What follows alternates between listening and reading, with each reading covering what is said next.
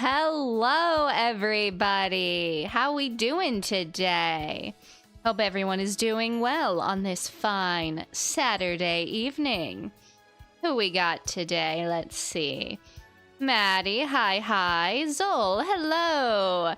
Brian, hello. Kyogre, good to see y'all. Hope everyone had a good week. I am very glad it is Saturday. I will put it that way, but we got through it.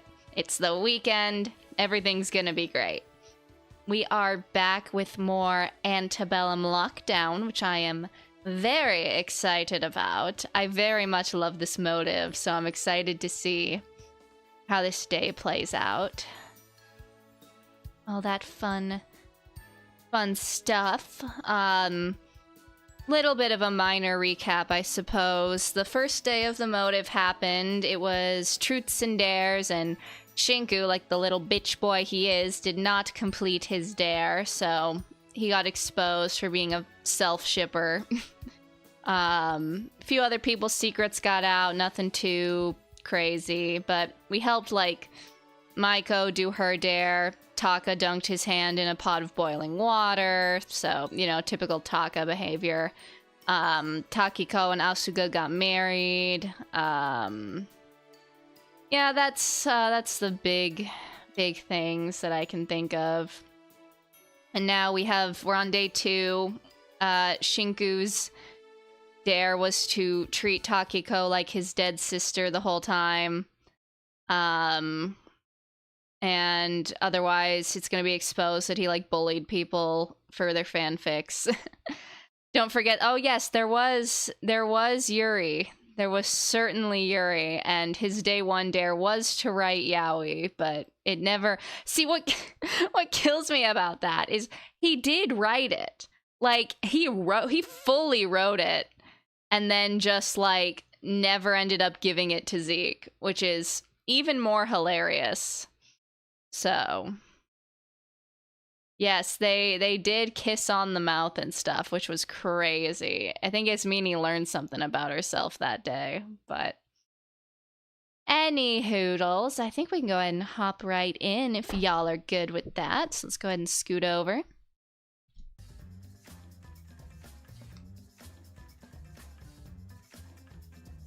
Bum bum bum ba dum bum ba dum bum bum ba dum ba dum ba dum bum.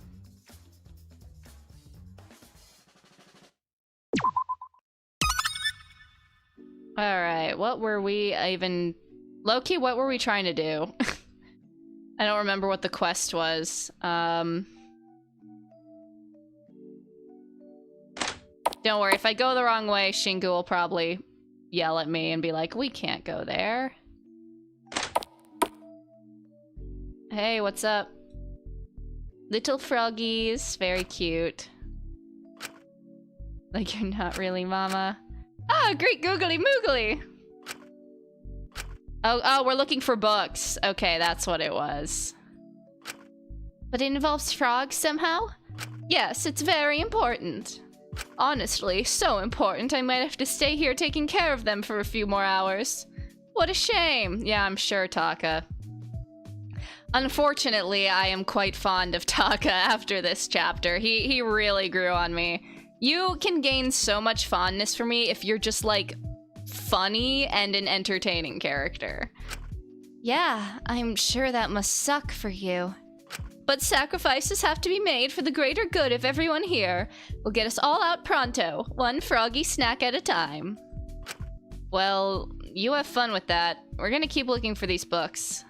Good luck! Taka turned back to the tank of frogs and continued cooing over them and babysitting them. I wasn't exactly sure how this constituted work for him, but I wasn't going to say anything. Okay. Library. Thank you for the reminder, Shinku, because I completely forgot where we were supposed to go. Loki, where is the library? Hold on. Have we ever been to the library? I mean, I'm sure it... Oh, hello. Who's tweaking? Who's tweaking in the shower? That's concerning. Do you think everything's all right in there? It's probably just someone going about their business. We should give them privacy. It's rude to judge. That doesn't sound normal. Akari is right. There's gotta be crazy. Something going. You could have just said she's right. Akari. Shinku. 5 minutes in, Shinku already pissing me off. Ismini seemed to pause, looking at me with a slightly concerned expression. Well, if only this was a completely avoidable situation, but I'm Shinku and I love getting myself into those. We can worry about that later. If someone's getting hurt in there, we should try to help somehow. I'd feel uncomfortable entering in case we were just overreacting. That would be unseemly. Then wait out here. And quite embarrassing, I imagine, for whoever's involved. That was the excuse she gave, but I could see in her eyes that there was something deeper going on. Hold on, my cat wants out. You want in or out of the room? Make up your mind.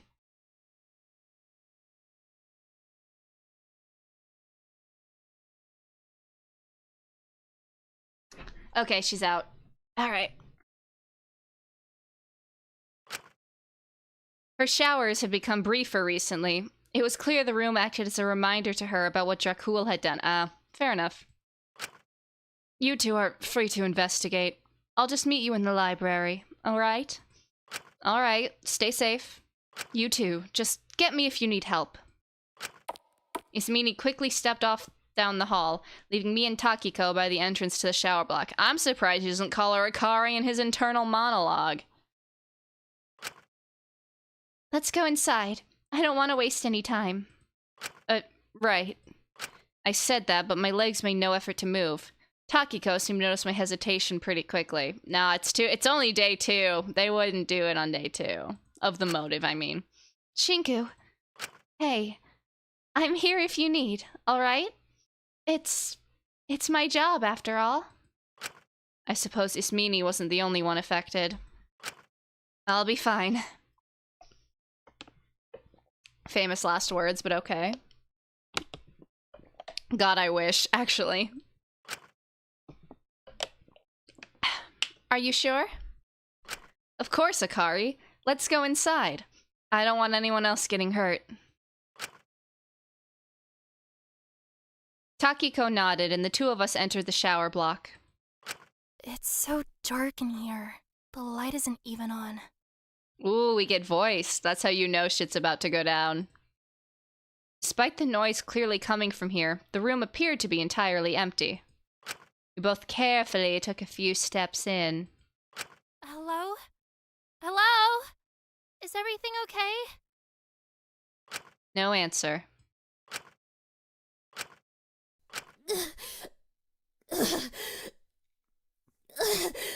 Ooh, is that Maiko? I think it's a girl. You good, Diva? It sounds Whoever like it's it coming is. from the girls section. I'll just have a look. You stay out here. Either that or Zeke went through reverse puberty, but... Alright, just let me know if you need anything. Someone puking? Takiko stepped forward, apprehension in her steps. She peeked her head around and let out a small gasp. Oh, it's Asuga. Oh my god. Hey. Well, if they're making noise, they're still alive, so... Hey, Diva. Hey. Is everything okay? Shingu. I'm coming over. I walked over to see Asuga crouched by the toilet, curled up. Clearly having just thrown up. Yeah, that's what I figured. Asuka. I don't know what to say. Takiko crouched down, putting a hand on Asuga's back hesitantly. Please. Please don't do that to yourself. It's not worth it. It's never worth it. Please. Oh, we're just jumping to that. Oh, wow. That wouldn't have been my first thought, but... I know. Suki. Unless maybe they've talked about this, like, off-screen or something. I hate this. I hate this so much. Aw, poor Diva. I hate the taste in my mouth. I hate feeling so small. I hate I hate how quickly this puts me right back to when I was a kid, doing those stupid photo shoots. Oh, yeah. Didn't she say she was like a child model? Oh, yeah. That's... Yeah, I could see how that could develop in that environment. Maybe... Is it their dare? I don't want to be small. I don't want to be weak. I don't want to have to second guess everything I eat again. I just want to be the person people can rely on. I tried to be that in prison, but I'm so scared, Taki. I don't want to be seen as unreasonable. Cause if I'm not helping people, who is?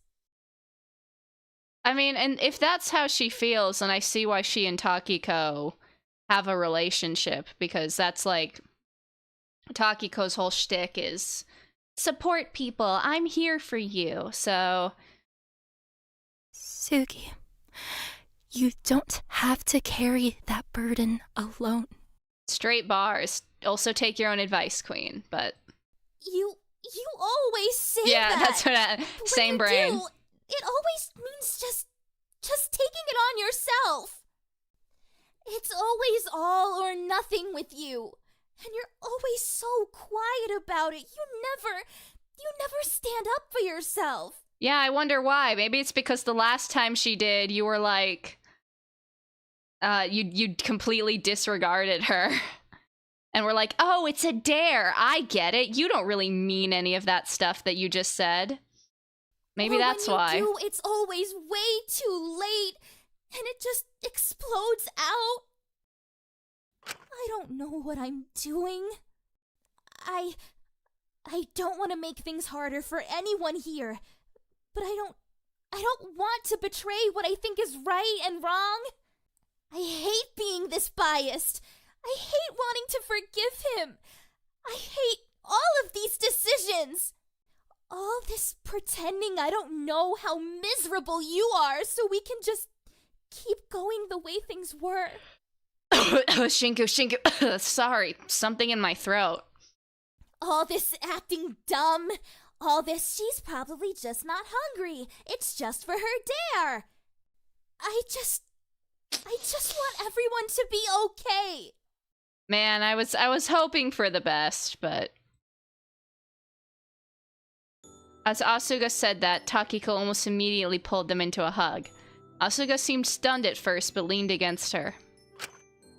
Oh, my babies. Takiko the goat, as Suki. always. Sugi, I'm so sorry. Huh? What do you... Shinku, get out of here. Don't even ruin this moment. Don't speak, don't breathe in their direction. I've been horrible too. I just used my dare yesterday as an excuse to let everything out. Nah, Takiko, you were low-key right. I had no idea you were hurting this much. I was so focused on myself, on constantly feeling like I'm no one's first choice, that I took it out on you. And that wasn't fair. I'm the one that should be sorry, Taki. I had no idea how much you were hurting. I just kept shrugging it off, downplaying it. I kept telling myself you could deal with it yourself. I've been awful to you. I knew it. I knew it would hurt you if I ran off with Taka after everything I told you about him. But I did it anyway because I missed him. We love healthy communication in this house. I see a long and stable marriage in the future. Suki, I wasn't hurt because you wanted to hang out with other people. I was hurt because I knew how much he'd hurt you. I never wanted to see you be hurt. couldn't understand why you were doing that to yourself. But in the process, I've just hurt you more, haven't I? I can't hold it against you. I can't imagine what this last month has been like for you. My girlies and Asuka, I can't. Taki. No. Kiko. Oh, stop. Oh, they're so cute. If anything bad happens to either of them, I'm committing war crimes. I'm so worried about you. I'm so worried about how distant you've been, about how much you leave on those plates. It all reminds me a lot of when I was younger. And I don't want anyone else I care about to go through the same kind of suffering I did. I hate the audience. I hate them so much. Why do they get the right to say that I'm awful when all I was trying to do was feel like I had some sort of control for once? I don't get it. I hated feeling weird out. I hated feeling hurt. I hated feeling like there was no way out. I just wanted to feel like if something happened, I wouldn't just have to take the hurt for once. These vocal performances, by the way, chef's kiss, no notes, 10 out of 10. But doing that has just gotten me hurt all over again. It's taken away everything. My career is over. My life is over. Sachi is homeless. And it's all that stupid audience's fault.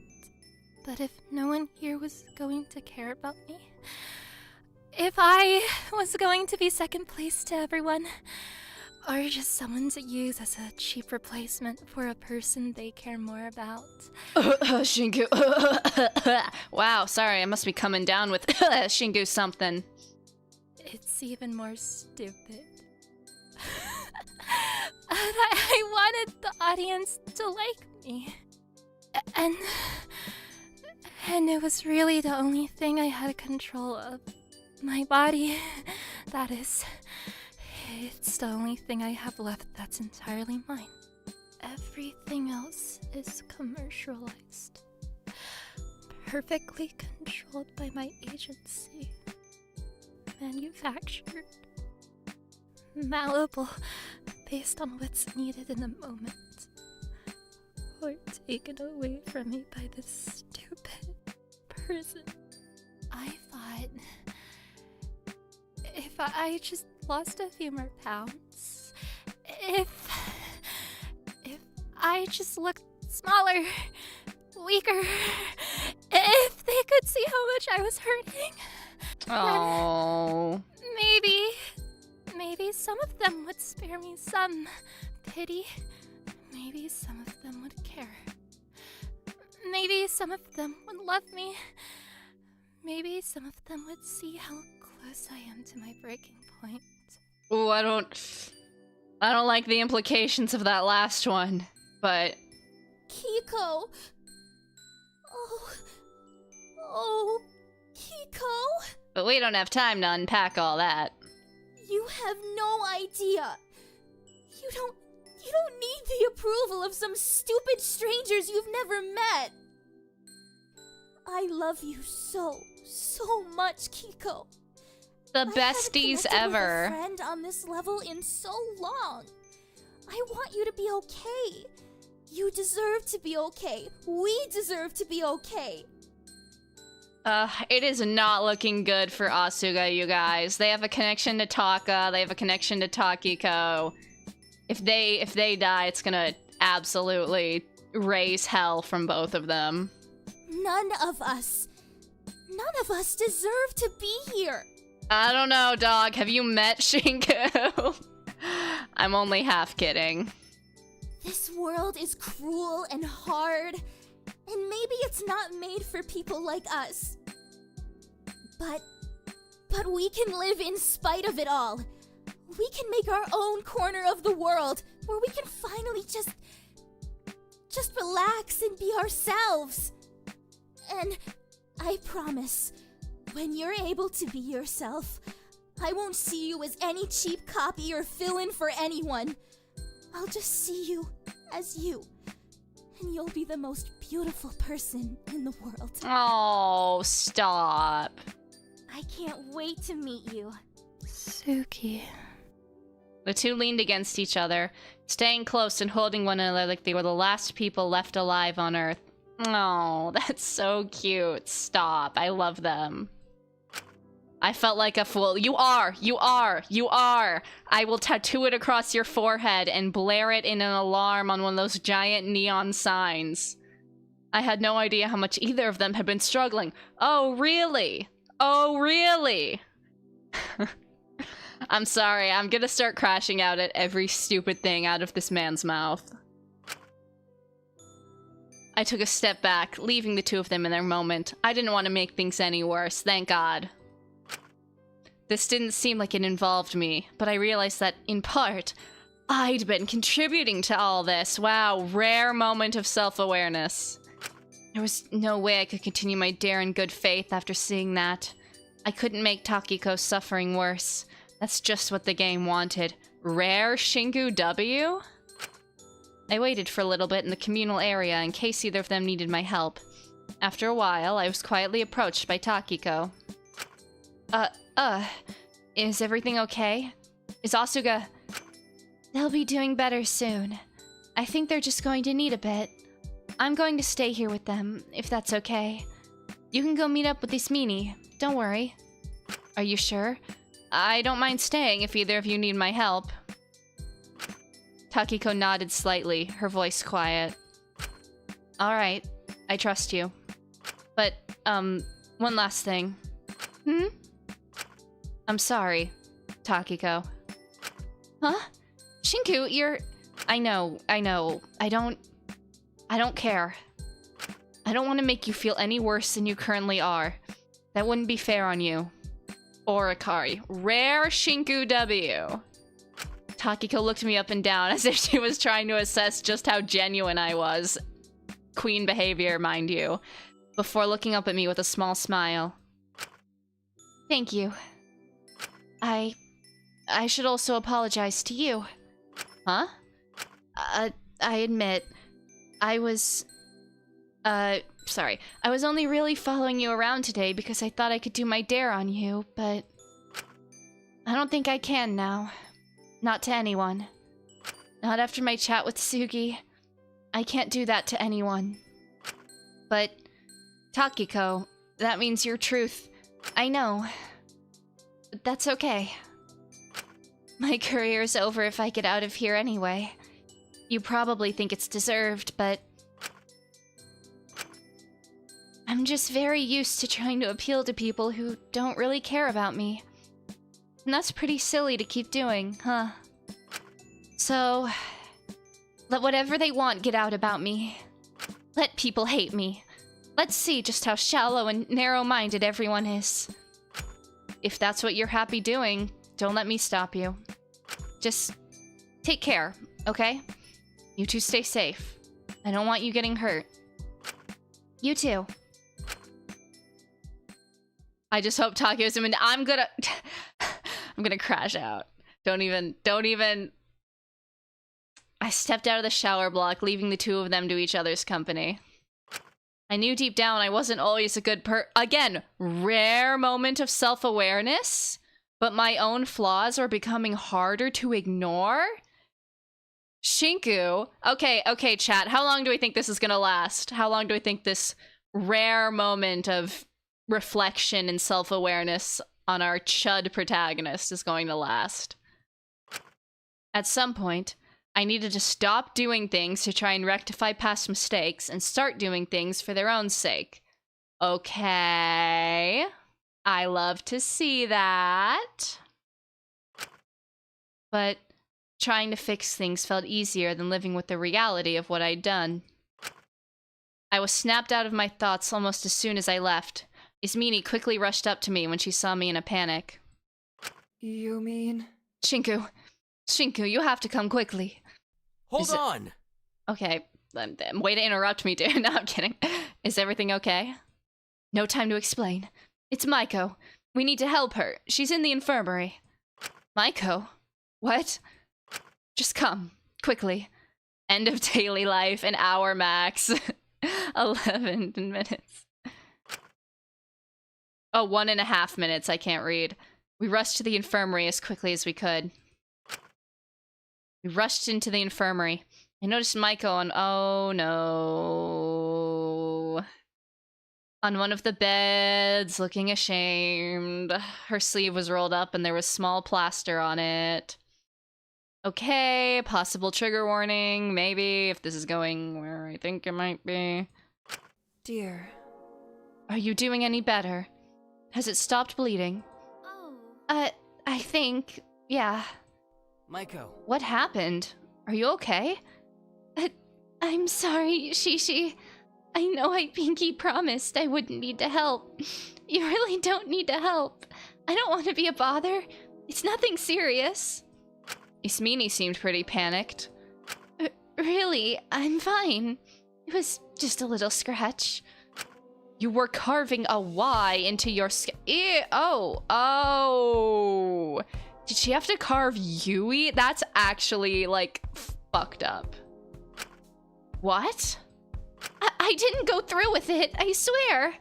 I didn't want to in the first place, but... Hey, it's okay. I approached her carefully and held her hand, rubbing my thumb against the top of it. I was really scared what people would think of me when my truth came out tomorrow. I was scared you would all stop being so kind to me. I promise I won't, okay? No matter what happens, no matter how bad a secret is for you, we're not going to let you get hurt. But I'll just end up hurting others. I always do. I really tried. I really did. I really tried to do it, but I couldn't.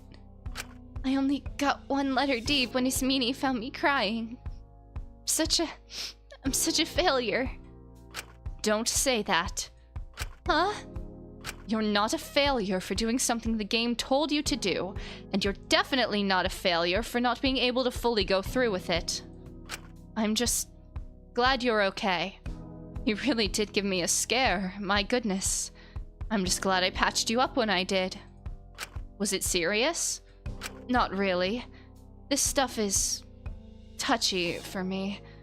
I easily worry when I see anyone hurting themselves. I'm sorry. I really didn't mean to. Yeah, this is a really messed up dare. I thought it would be quick, but I don't want to see her name on me. For so long, she was everything to me, but that wasn't great, was it? Why is everyone having, like, immense self-awareness today? What is in the air today? Can we get more of it? Wait.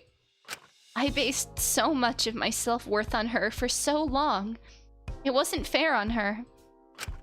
I think I'll always miss her, but doing this dare is just gonna make me seem more weird to her. Okay, we're almost on the right track here. She was just everything I wasn't. Slim, pretty, made for TV. She could make friends way faster than I could. Girl, you are so pretty. Don't even start. She never struggled with school. She just seemed on a whole other level compared to me.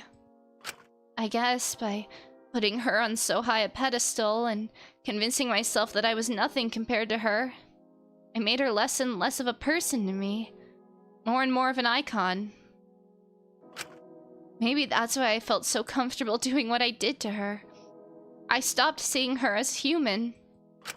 Or maybe you just started seeing yourself as less human, because you were different from what you thought you were meant to be. I guess that's kind of it. I've always been a bit hopeless. I've just felt so different from everyone else. I think some people are just different, if you want my opinion. And those differences can be used to cause great harm or great good. Only you can really decide what to do with it. Just don't harm yourself over it. Please. I know recognizing your own flaws can be hard, but it's good in the long run, I promise. Once you recognize them, you can start to work on it. I don't even know where to start. If you guys weren't taking care of me like this, being kind, this whole thing would feel like the end of the world. I just know it. Oh, I'm sure it does. Because in a sense, it is. Oh. Okay. Wow, that's not reassuring. It'll feel awful for a while. It absolutely will. You will loathe yourself deeply. You'll lash out at others. You'll hate yourself and isolate yourself from everyone in hopes of no one having to deal with you. This is not really helping. But no matter how bad things get, someone will always come along one day and stretch their hand out to you and want you to do better. It's up to you to get yourself to a point where you feel confident that you could take it without digging your nails in. Huh. Then, things will start to feel better. Losing one person doesn't mean you've lost your whole world. Ismini looked over to me as she said that, Maiko dwelling on her words a bit. Also, if I'm being a bit more blunt, it's not worth it to engage in the cat's nonsense. Everyone has already seen the worst of you with your crime reveal, I assure you. Right. I guess if they already hate me, they can't possibly hate me anymore. I just don't get why you're being so kind to me now. Think of it as an apology for how I acted before your attempt. I took it too far. I'm sorry. I made you feel awful then, and I can't do anything about that. Again, literally everyone in this prison we have met today has just had, like, an epiphany. But I can at least give you a little help now, and move forward being more considerate, even if you are corrupt. Wait, excuse me. So, have you skipped your dare today, Ys? Oh, absolutely not. Not after the humiliation of yesterday. If it makes you feel any better, I've also thought about a hair... Now, do you want us to take you back to your cell, Maiko? Or do you want us to keep an eye on you here? If you're offering to want me back, I'd really appreciate it, actually. If you're not busy. I need some time to think for a bit. Sure, we can always just have a look for some books later. No need. I found a myriad of books that might prove useful. Ismini picked them up from one of the counters. It was a rather large pile of books. You found all of those that quickly? Oh my gosh, I think that's more books than I've read in my whole entire life. You underestimate my understanding of the Dewey Decimal System. It is simply unmatched. I prefer Nippon Decimal Classification. It just makes a little more sense to me. But I can't deny its roots. I like the manga section, and the bit where they sell all the plushies and trading cards. That's very nice, Maiko. Anyway, we can drop these off with Alora on our way to the common room. Let's get moving. I hate when Ismini has good points, goddamn. We wandered out of the infirmary. I was glad it was nothing too serious with Maiko and that Ismini was able to help her before Maiko did anything worse. But anything with Maiko puts me on edge after her attempt, even if it was enforced by the prison itself. I was a little apprehensive about leaving her alone for the night. But my apprehension turned into confusion as we walked into a small conflict occurring in the hallway. Now, let's all settle down and be reasonable. We're all friends here, no? No. Wang, it has been 1 day since we let you out of confinement. Do you understand how bad acting out already looks on you? Hey, come on. It's hardly acting out. I was just curious and wanted a small peek. If you ask me, this stuff should be public knowledge. Fu had various rolled up bits of construction paper in his arms, looking over at the two girls staring him down. Is wanting to know things such a crime? Girl, what? You could have just asked. Going out of your way to steal the blueprints just reeks of suspicion. I'm sorry, what did he do? Ugh, kid, you can back me up here. Your talent is to do with the libraries and stuff. Everyone's got a right to education, no? I hardly see how that's relevant to this. Wang, you went out of your way to steal the blueprints I'd mapped out of the prison's sewage system. I cannot see how such a thing would be useful to you unless you were planning something dangerous. It's just innocent curiosity. Fu, that is suspicious as fuck. Like, what are we doing here? You can't be that curious about where shit goes when you flush it. Well, maybe I was trying to formulate my own escape plan. I don't buy it. Fuck you. Yeah, that's what I'm saying. That maybe doesn't really fill me with much confidence on that one. If you're interested in helping, I'd much rather you come to me directly than go behind my back and potentially damage my work. Doing it like this is not doing anything for my perception of you. Aw, Doc. I swear, whenever I do like a deep voice, like for Fu, it makes me want to yawn. I've been on good behavior right up until this point. Cut me some slack. Once again, you have been out of confinement for a few hours at most and already starting shit. Wait, I'm inclined to believe this isn't as bad as it looks. Why exactly do you think that? I don't mean to be rude, but I believe some of you have forgotten the current motive. Oh, we're just... don't give him a free out. Wait, right, this could just be his dare. What? No. That couldn't be the case. Fu gave us several over-exaggerated winks. Low-key, I don't know if I believe that. Like, I don't know, maybe I'm tweaking, but he was so eager to... I don't know. Dr. Lanius seemed to let out a sigh. I low-key think he's capping. Right, that's most likely the case. I apologize. I got ahead of myself. Don't you even sweat it. Happens to the best of us. This motive is so stupid.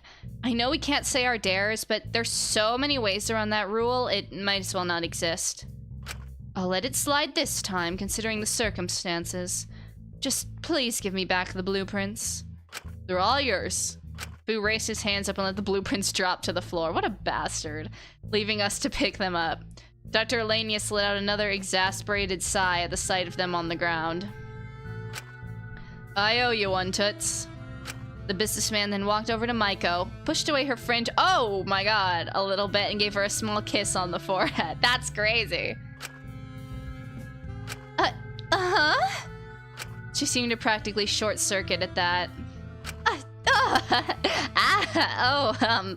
You're so... You're so welcome. Before Maiko could even say anything, he'd already started walking off. He really knew how to get under my skin. It's hard to believe he still acts like this at 35. I forgot Fu was 35. He seems older to me, but he's quite the character.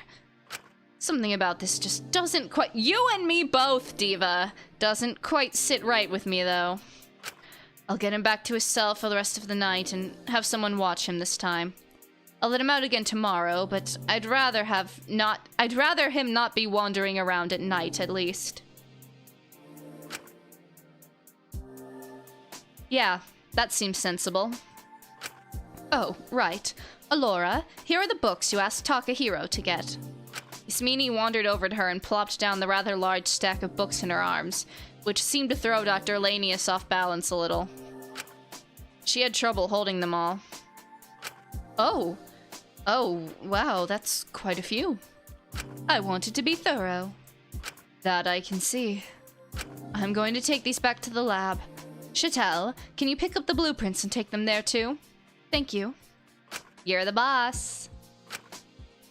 For how the two of them normally acted, they seemed to be working fairly well for once. Albeit, Lyra seemed to be primarily operating on autopilot, but at least there weren't any major conflicts. Dr. Elanius was so hasty to get back to work, she'd already disappeared down the hallway by the time Lyra bent down to pick up the blueprints Fu had dropped on the ground. That is a long sentence.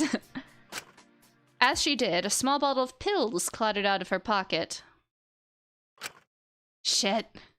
She went to pick them up and slip them back in, but Ismini beat them to it, picking the bottle up and inspecting the label, which seemed to put Lyra on edge. Oh, hi, Rip.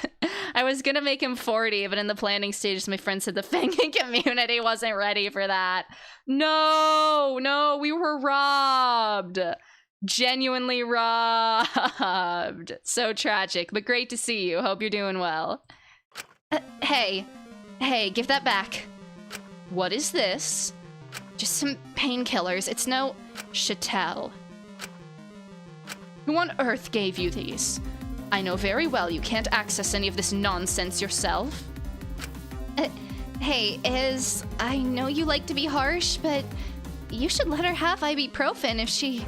I promise you, these are not just painkillers. They're straight up opioids. Oh. I'd assumed we'd agreed to not give her access to any of these. Are you crazy? I'd practically stop functioning. Did you want me to go cold turkey? Are you insane? I want to know who's enabling you. This is hardly healthy. It's probably fucking Zeke. Since when were you a doctor? Lyra. Ooh, she dropped the last name. Surely you can understand how severe this is. I'm sorry, we're in a killing game. It's not exactly the best fucking rehab center, is it? If you keep going like this, you'll die. You think I don't already know that? Lyra, can you stop so carelessly disregarding your own life for 5 minutes? Christ. Why do you even care? You don't even like me. You're just acting like you care because of your dare or whatever. That doesn't matter. I don't want anyone hurting themselves like this. That's no way to live your life. Sure, you're capricious, obnoxious, lazy, disrespectful, and have no regard for anyone, including yourself. But that does not mean you should die.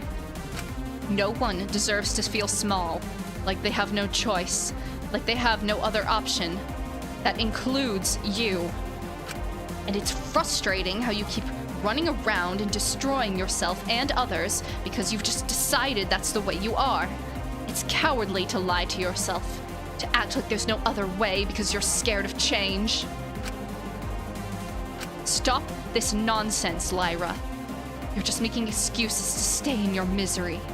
You keep acting like there's no way out and that you've just tricked everyone with your looks or whatever stupid lie you've made up with yourself. When the only person you've tricked is yourself, thinking that this is some big, romantic, tragic way to live. When quite frankly, it's just sad and pathetic. Christ, people like you drive me crazy. Why do you care so little about yourself? It's ridiculous. Maybe that was a little harsh. Now, low-key for Lyra, I kind of think it's what she needed to hear. No. No, she's right on the money. God, jeez. I think I'm gonna go. Alora's probably waiting. Hey, she didn't mean... Thank you, Ys. Please don't stop doing that. Doing what? Saying it exactly as it is.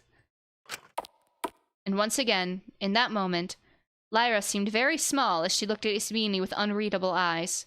She just seemed stunned, perhaps a little in awe. But left with the blueprints quietly, making no attempt to fight Ismini or take the pills. Something she'd said had clearly had an impact. Again, another revelation. Some shit is about to go so wrong with the amount of people who's getting character arcs right now. Ismini seemed to take a few deep breaths. It seemed multiple people had been stressing her out today. I quietly put a hand on her shoulder, and almost like clockwork, those words slipped out of my mouth just as they had with you. Hey, it's gonna be okay. I know. Let's just get Maiko back to her cell. Okay. Sorry if I caused any extra hassle. It's fine, really. They are peak Yuri, I fear. Ismini gave Maiko a much softer smile for her standards and started walking back to the cell block. Maiko's hand hovered near my own on the journey back, and without thinking, I found myself holding it, gently rubbing my thumb on the back of her hand. Maiko was someone who very quickly became attached to others and relied on them. Someone like Fu would take advantage of that, give her empty pipe dreams and only little bits of validation to keep her satisfied. Someone like him had no right to comment on my friendship with her. I just wanted her to be okay. There was nothing wrong with that. At least, that's what I wanted to think. But maybe Takiko wasn't the only person I was using to substitute in for someone I'd lost. Again, what is with the self-awareness today? I'm all here for it, mind you. Toxic urine. Shut up. Dear. Are you going to be okay on your own? You're not going to attempt that silly little dare again, are you? Yeah, I should be fine. Really, don't worry about me. I think I'm just a little too much of a scaredy cat to do my dare anyway. Besides, I couldn't live with that reminder of her on me. I'm just scared of what you guys are gonna think tomorrow when my truth comes out. Maybe just tell us now? I mean, I don't think that's against the rules, is it? If you want to get ahead of it a little?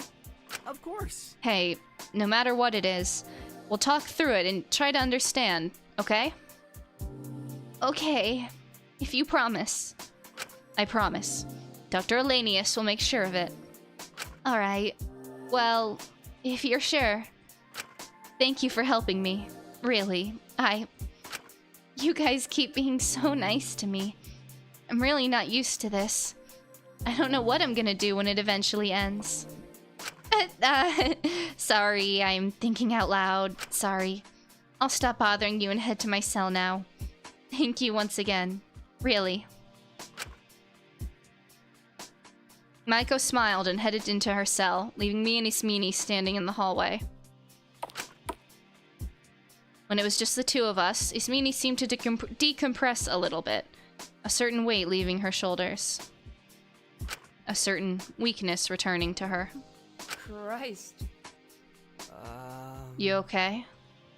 Yes, I'm just not good with this sort of thing. With what? People harming themselves. When I see people turn to that, it just reminds me of Dakota. When I saw him hooked up to all those machines, I felt angry. I felt frustrated, mainly at the professor, but also I was angry at myself. I was so frustrated at myself for not saying anything, for not doing anything sooner, for not saying the right things. When I saw Maiko with that cut, I thought maybe this time I could help in a way that wouldn't cause more pain. So you did care about him. I feel like that was a pretty obvious cope lie, Shinku, but good to see you finally came around. God, I tried to convince myself I didn't, to make this awful feeling in my chest go away, but I shouldn't have. It was foolish. I'm glad none of you listened to me when I was spewing all that nonsense about picking him during the hostage motive. I was angry. I was upset. I was blaming my friends because it was easier than acknowledging I'd hurt them almost as much as that horrible professor. It was easier than admitting that I was entirely responsible for my loneliness. Again, another revelation.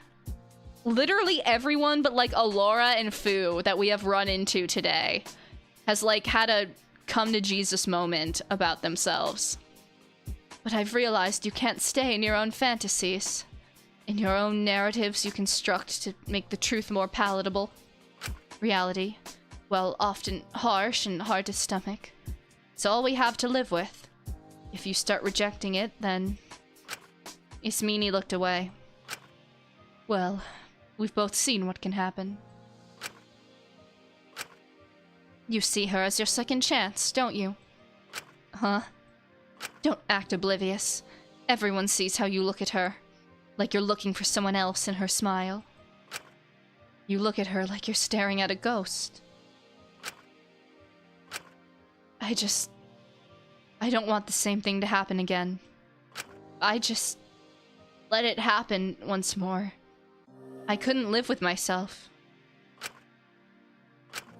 Just don't be stupid. That in itself is a fantasy. She's her own person with her own mistakes. Playing house with her isn't going to end well for either of you. Peace. You can trust me.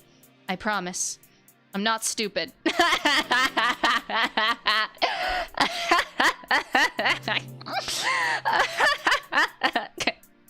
Oh, he's serious.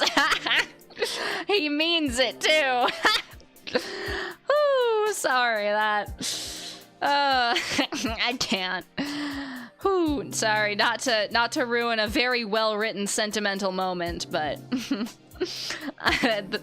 I'm not okay. Besides, we promised each other we wouldn't give in to the game, didn't we?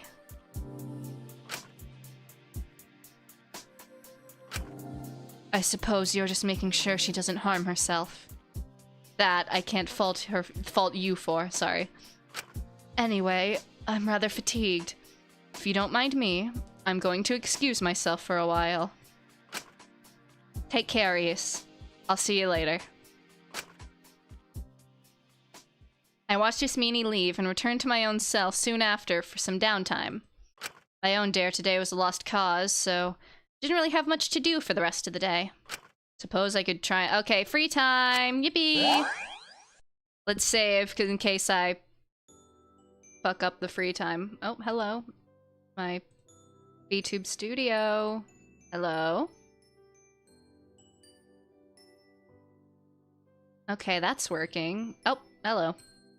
Okay, we're so back. Where is the actual game? Thank you. Let's save. I always have to like double check when I save. I don't know why I have that compulsion, but all right. Is anyone in the lobby? Oh, Taka's outside. Let's go. What's up, Diva? Right next to my cell. Oh no. I saw Taka staring at me with his big puppy eyes. Blinking at me and smiling, trying to look as polite as possible. Can I help you? Oh, Shinky Poo! You're looking particularly groovy today, aren't you? Did you do something with your hair, perhaps?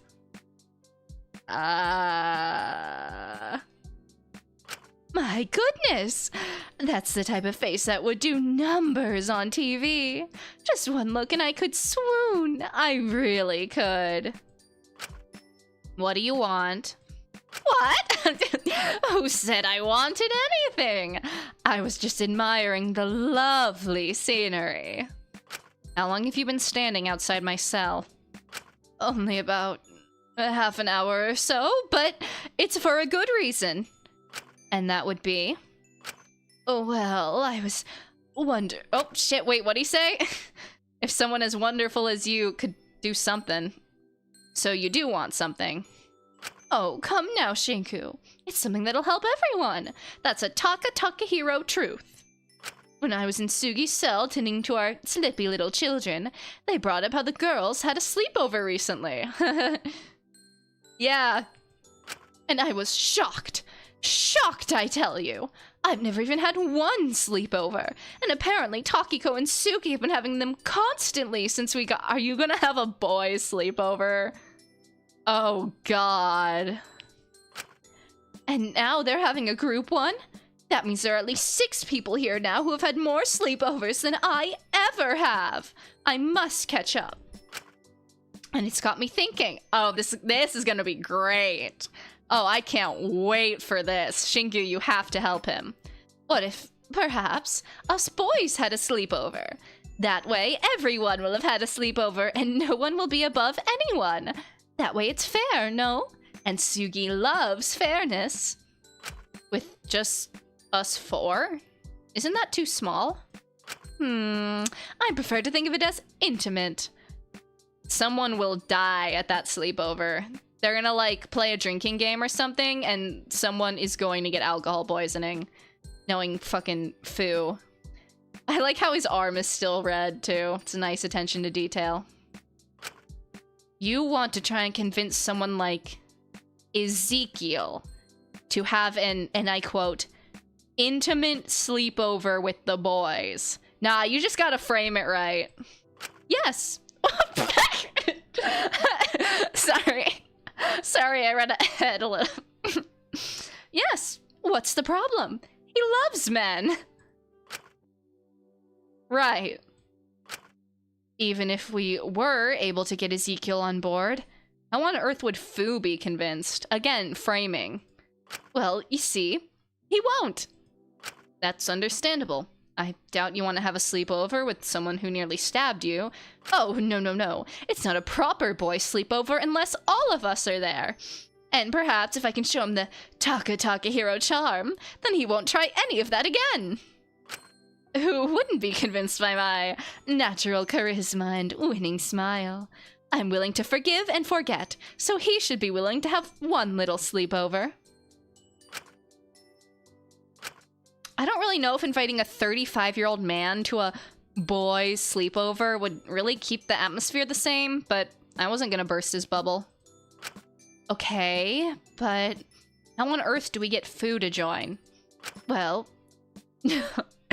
think about it. Fu is currently trapped in his cell, so theoretically, what if we just brought the party to him? If we have the sleepover in his cell, he can't exactly leave, can he?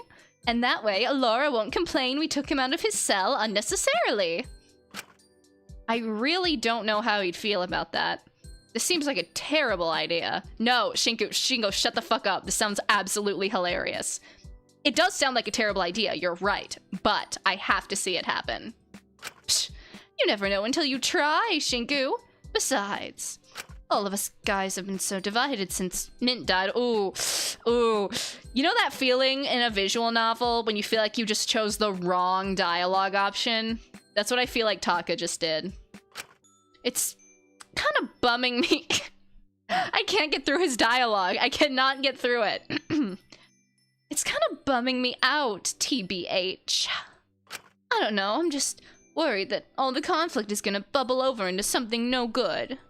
So maybe if we could all get along just for one night, we might be able to understand each other better, no? We don't all have to be best buds for life, but it would be nice to at least have one fun night, don't you think? I had started to think maybe things between me and Ezekiel had gotten a little too precarious, but I didn't really want to spend time with him.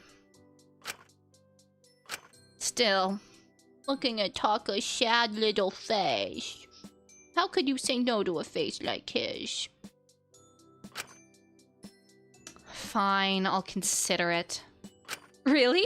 Oh, that's just spectacular, Shinky Poo. Would you need me to do anything to help it happen?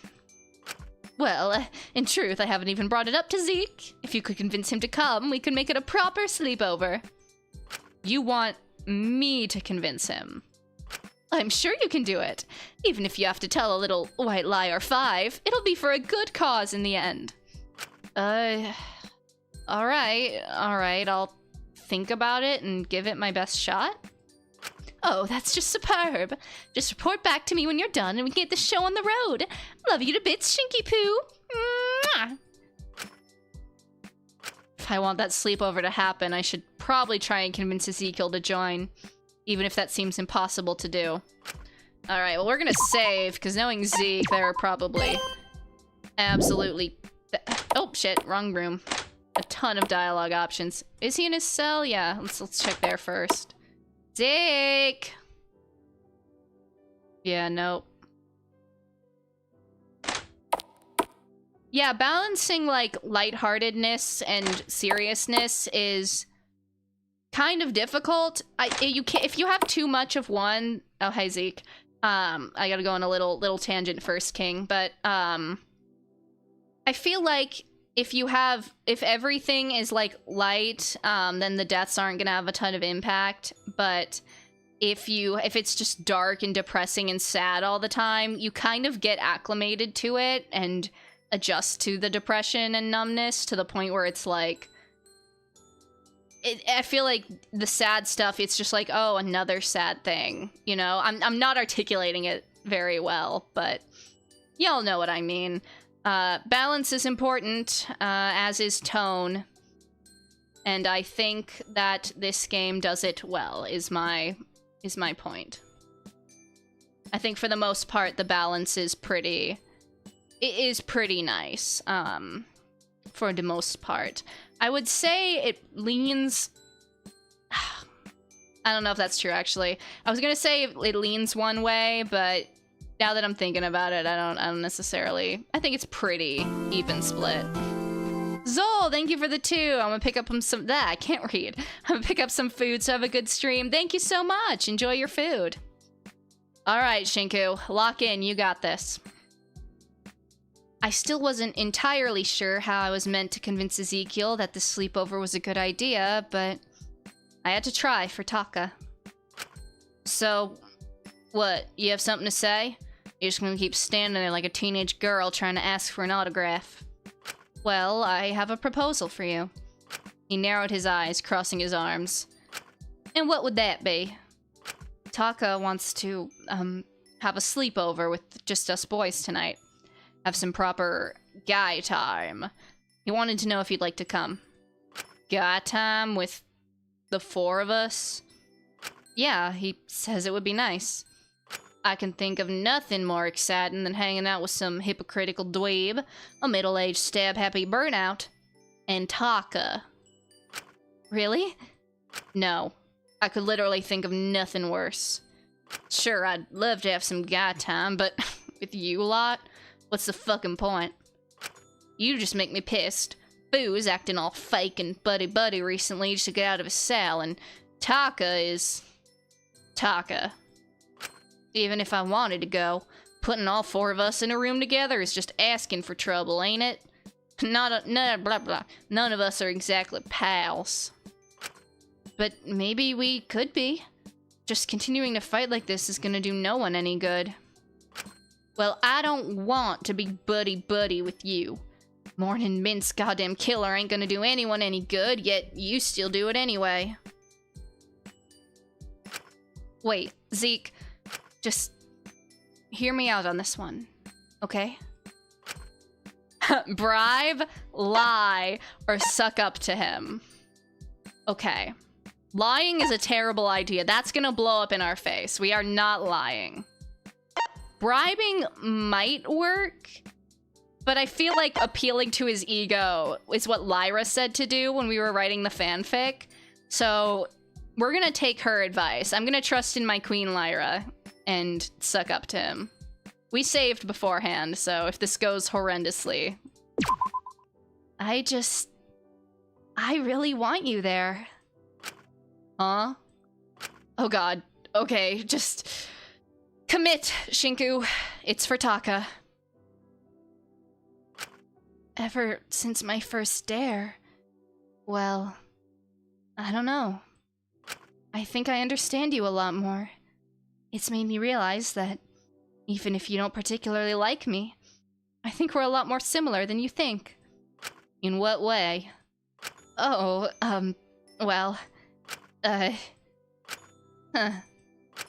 Okay, so we don't really have much in common, but ever since you offered me to be your next project, I've been thinking about it, and... I want to be a lot more like you, Zeke. Words that should never be said, mind you. Never say that. But say that to me without your eye twitching, and I might believe you next time, Sam.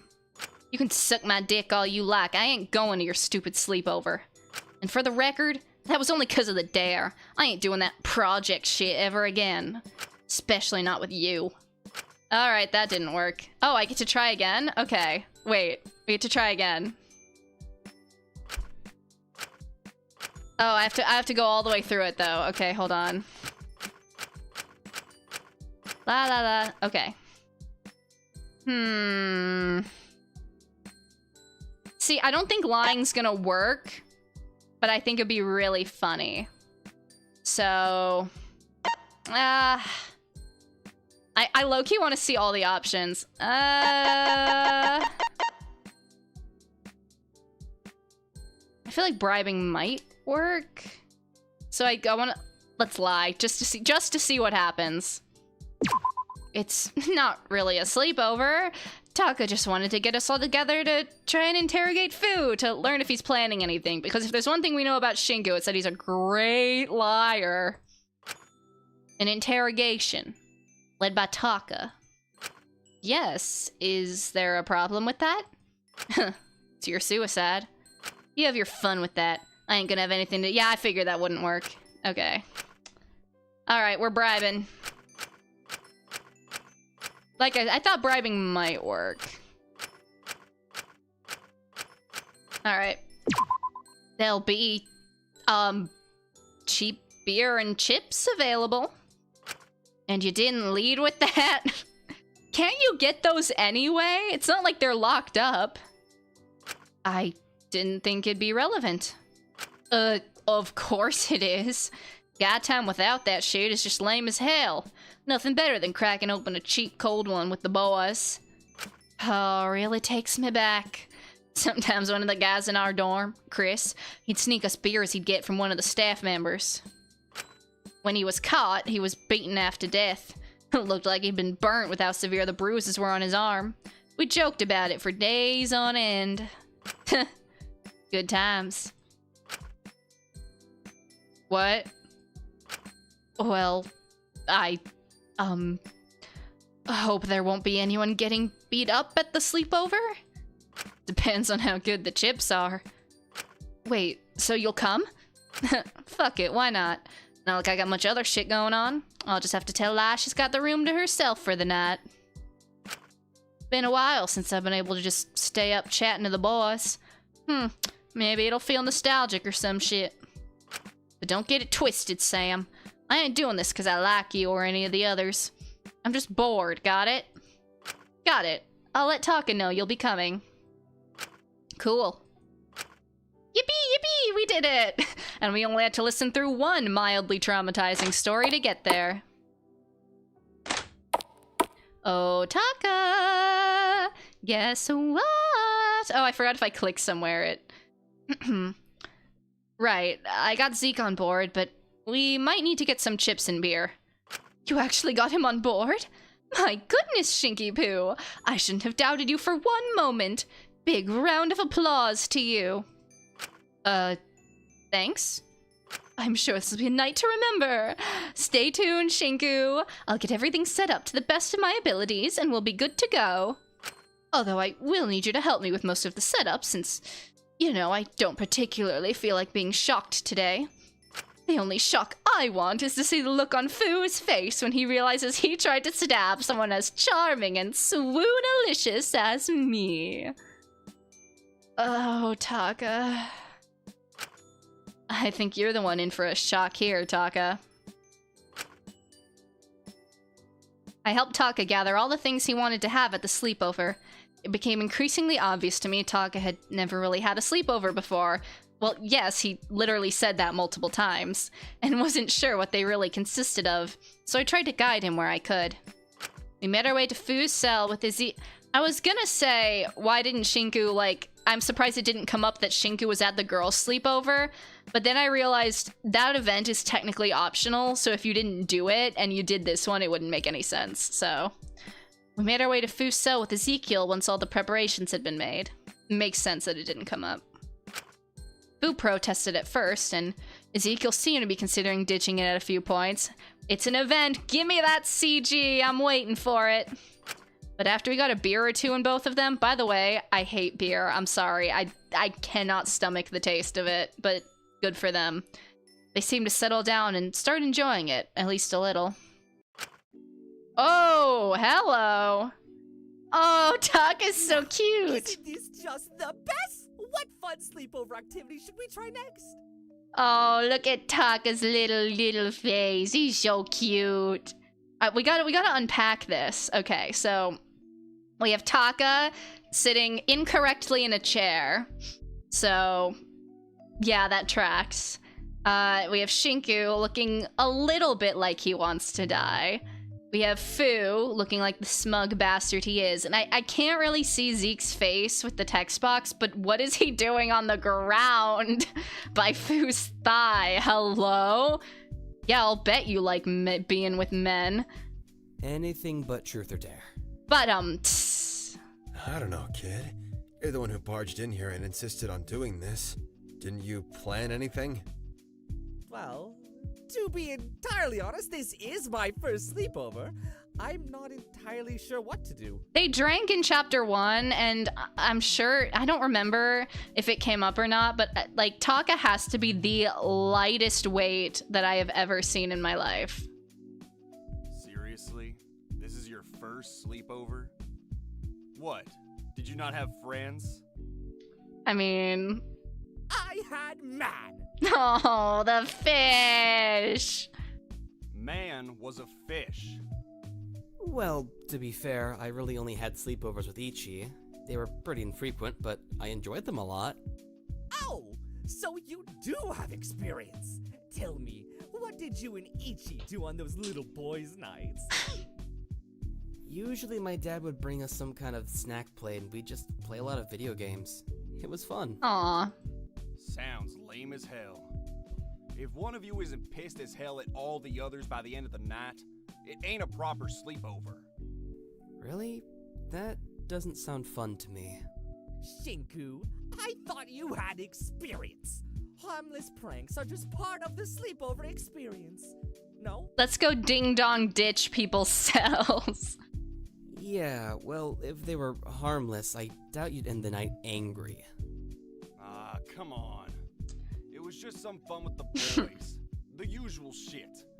Putting their hand in water, sneaking out of the dorms, making fun of the stuff we found under each other's beds. Let me guess, and then he's gonna say something really fucked up. One time, this kid in our dorm, Steve, had Dude! this stupid-ass collection of letters from some chick he liked back home. We read them all out loud to each other before tearing them to bits. Zeke, you're kind of a terrible person. God, by the end of it, he was so red in the face, he pinned down my buddy Chris and just What is started wrong? pounding him. Why is Chris the literal human punching bag? He was limping for weeks after. Huh? Oh! Wow! Do we perhaps have any sleepover activities that don't involve beating each other up? That's what you think was awesome? Yeah? Come on. Don't give me that look. If the staff found those letters, he'd be as good as dead. We were helping his pussy ass. We were looking out for him. Zeke, what kind of school did you go to? I got heaps Yeah, of okay, wait. experience. That explains a little Back more. in boarding school, basically every night was a sleepover. I was gonna say, this gotta be some boarding school ass. We found ways to make it fun. Besides, when you're not in whatever prissy-ass nerd school you went to, Shinku, it's pretty standard guy behavior. Zeke, I don't think boys will be boys is quite the excuse you think it is. I think Japanese schools are just a bit different. Hey, Fu. What was your school like? You're Asian too, right? You can back me up here. Pretty standard guy behavior to mess with each other, ain't it? Now that I'm interested in hearing what food was like in school. I didn't go to school. Believe it or not, I'm all self-produced. Aw, man, I wanted to hear the stories. What? Really? Oh! Wait! So you're homeschooled? I told you we had oodles in common. I guess you could call it that. My old lady taught me everything I needed to know. That was that. No school necessary. We were pretty rural, so even if I wanted to go, the closest one wasn't for miles. So no sleepovers for you either? We really are kindred spirits. I don't know why you're trying to connect with me so much, kid. I did try to kill you. Who's to say I won't try again? Well, we're just addressing the elephant in the room. Perhaps. You may very well consider it, but despite everything, I'm taking my chances on the food bonus wheel and hoping it doesn't land on the Murder Talker Square. Insane thing to say. Are you nuts? Yes. A little. Yeah. I know it's a bit irresponsible.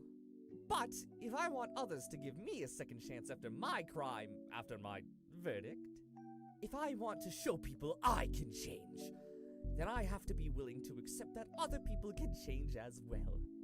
If I was certain you were a Taka Stabber, A Taka and Stabber. nothing could change that, then I'd seem like a hypocrite for wanting others to give me a second chance. And that just wouldn't do. Look, Taka, sweetie, I kind of get where you're coming from. However, comma, you were taking actual actionable steps to be better. Boo has not done fuck all to show improvement. So I do fear there is a difference here, Diva. I'll never forgive you for hurting Sugi. But if we treat you with nothing but contempt and like a serial murderer, no matter what you do, then eventually you'll give up trying to be anything but violent. There's no point trying to prove you've changed to people who will never believe you. So, it would just be easier to reaffirm their beliefs. I want to make sure that doesn't happen with you, since that would be no good for anyone at all. I was a little surprised that Taka, of all people, was being reasonable. I was a little wary about this all. I wasn't sure if Fu should be the person he should be extending an olive branch to, but his logic was shockingly sound. I don't know about that. Like I said, they gotta show that they're willing to change too, and Fu really hasn't been doing that. Like, Taka, I get what Taka's trying to say, but like, Fu's gotta put in a little effort. That's your takeaway from that, kid? The true Taka takeaway here is that we don't need to know what regular sleepovers are like. We can create our own traditions. No? Whatever you say, buddy. Keep on dreaming on over there. Zeke. Taka raised his cheap can of beer in the air. To putting aside our differences, our past experiences, and our past stabbing attempts. Thanks, King. To be fair, I'll drink to anything at this point. This is so fucking stupid. Despite his words, Zeke let out a sigh and put his can in the middle, touching everyone's but mine. Cheers! The cans clinked together and we all took a sip. Wow! Beer is not good. That's what I'm saying! We all drank and laughed through the night. Even if things remained a little tense, at least things seemed to be easing with Taka and Fu a bit.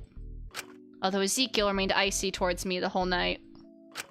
Eventually, after a bit of deliberation, we decided to call the sleepover quits and return to our own cells for the night, not wanting to invade Fu's space any longer. Despite everything, I enjoyed it in the end. Very nice. I was having a bit of trouble sleeping that night.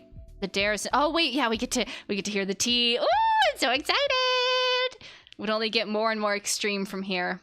I was apprehensive to wake up and see what tomorrow would hold. So, I did what I usually did to try and I can't talk. Try and make myself more tired. I decided to go for a walk. Alright, who are we gonna run into in the middle of the night? My mind was still dwelling on what had happened in the courtyard. That strange apparition. My house. Those eyes. What was in that closet? Warping, melting, fusing into one. Were they really all the same to me? I'd always sought warmth and validation from others, but that was human, wasn't it? Everyone did that. I had no reason to feel guilty for wanting to be loved. The problem was deeper than that, wasn't it? In the end, I'd only latched onto Dracul so quickly because he admired me, just like Ichi did. It was easy, and it was nice. And Mint. Still, even if I had initially approached them with the wrong mindset, I owed it to them to see them as their own people, even if only after death. I wouldn't forget them. That's what I promised myself. Which is perhaps why I found myself walking to the courtyard again. Taking care of their graves was the least I could do for them.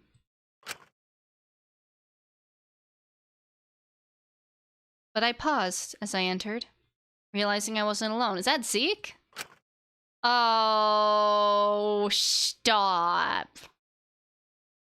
There was someone else hunched by Mint's grave, putting pink blossoms down by it. The ground by it recently upturned, robbed of its greenery and sprinkled with glimmering salt?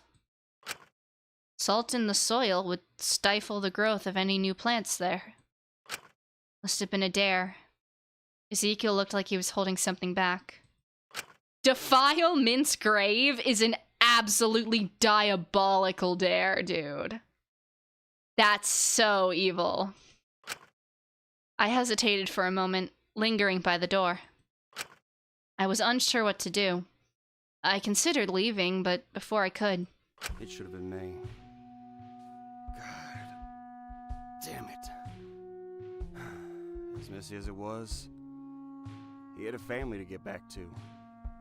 A family he wanted to get back to. He had a life outside of here with meaning. Purpose. He wasn't just chasing fame. He used to talk about me coming over to his family's farm after the game, trying his mom's cooking, sitting around the table and getting me to eat vegetables for once. That's crazy. Said if he couldn't convince me, then his mom would. That I'd better be on my best behavior so she'd consider me a nice young man or whatever. And you know what I was thinking the whole time, Shinku? So he did notice it was me. I was thinking that it could happen. But I also knew, even if I wasn't around, that he'd still be able to go home and have that dinner. Deal with his dad. Maybe he'd even be able to stand up and fix things for once. That he could go on after this and live a better life.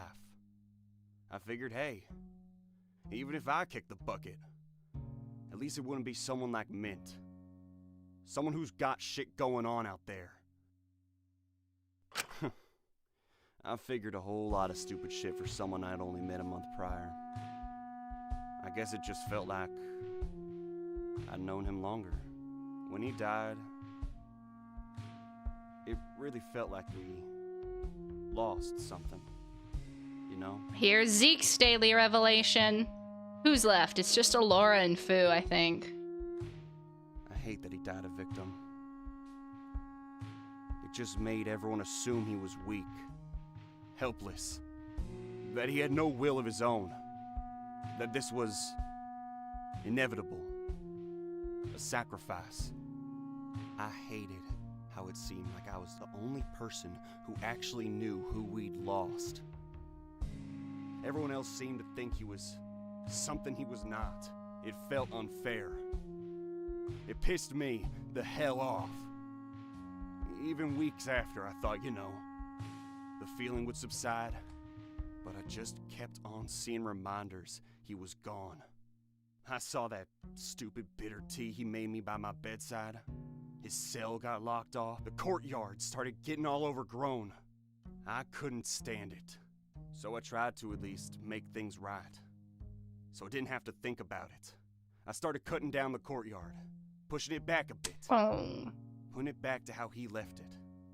And when I was chopping down the overgrowth, I found his grave, his killers, and a whole bunch of flowers by it. Someone had been leaving them for weeks. So, tell me. Ezekiel stood up and finally turned to face me, his eyes sharp. Who are you here to mourn? I froze up, looking over at him, unsure what to say. Go on. Don't be shy. Zeke, I was quickly cut off as Ezekiel took a step toward me, his voice overpowering mine. Say it. It's one word. Should be easy to say. listen, If you don't see it as a problem, it should be easy to admit. please, just... No reason to hesitate, is there? This is great. He was getting closer and closer to me, but for some reason I felt paralyzed in fear. I couldn't move my legs no matter how much I screamed at them to run. Who are you here to mourn? Ezekiel, I know you're hurting right now, and As I said that, a small smile curled on Ezekiel's face for a moment, a weird calm falling over him. I eased up a little, taking a brief moment to breathe. No! No! Dude, it's gonna get so bad so fast. But just as I was about to continue, I felt two hands grab my jacket and pull me up to face him close, the grip tight and enraged.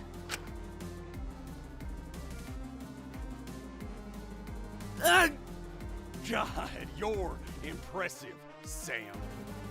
Every single time I think you couldn't piss me off more, you somehow find a way. You're here nearly every single day, disrespecting his goddamn memory and treating his killer like a saint. And you're not even man enough to admit it. Making a million excuses to why it's all right to do, why he was a good person. Are you joking? He was a murderer. He let Mint die a long, agonizing death because he was a coward. And you're still gonna stay here and act like you gave a shit about Mint? Don't make me laugh. You don't know the first thing about him.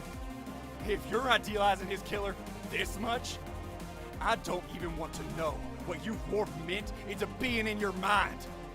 Man, you know shit's getting bad when I'm kind of siding with Ezekiel. If you're so obsessed with that coward, I could kill you here and bury you right next to him. wait, please! I closed my eyes, my whole body shaking. But before Ezekiel could say anything else, he dropped me on the ground, turning away from me. Get the hell out of here. I didn't say another word before I wobbled to my feet, leaving the courtyard.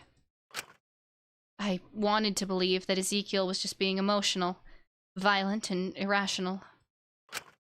But an awful, guilty feeling filled my stomach as I found myself on the floor in my cell later that night, holding Dracul's pin for some sort of confirmation that he was human, that I wasn't wrong for mourning him. I hated being so aware that I was like this. I wish in part I was blind to my own issues.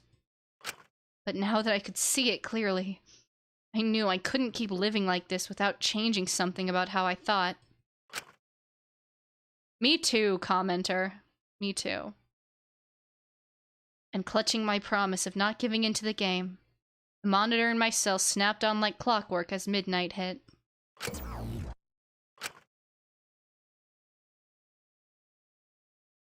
Hello, my lovely prisoners. It's midnight, which marks the end of our second day of Truth or Dare. Having fun?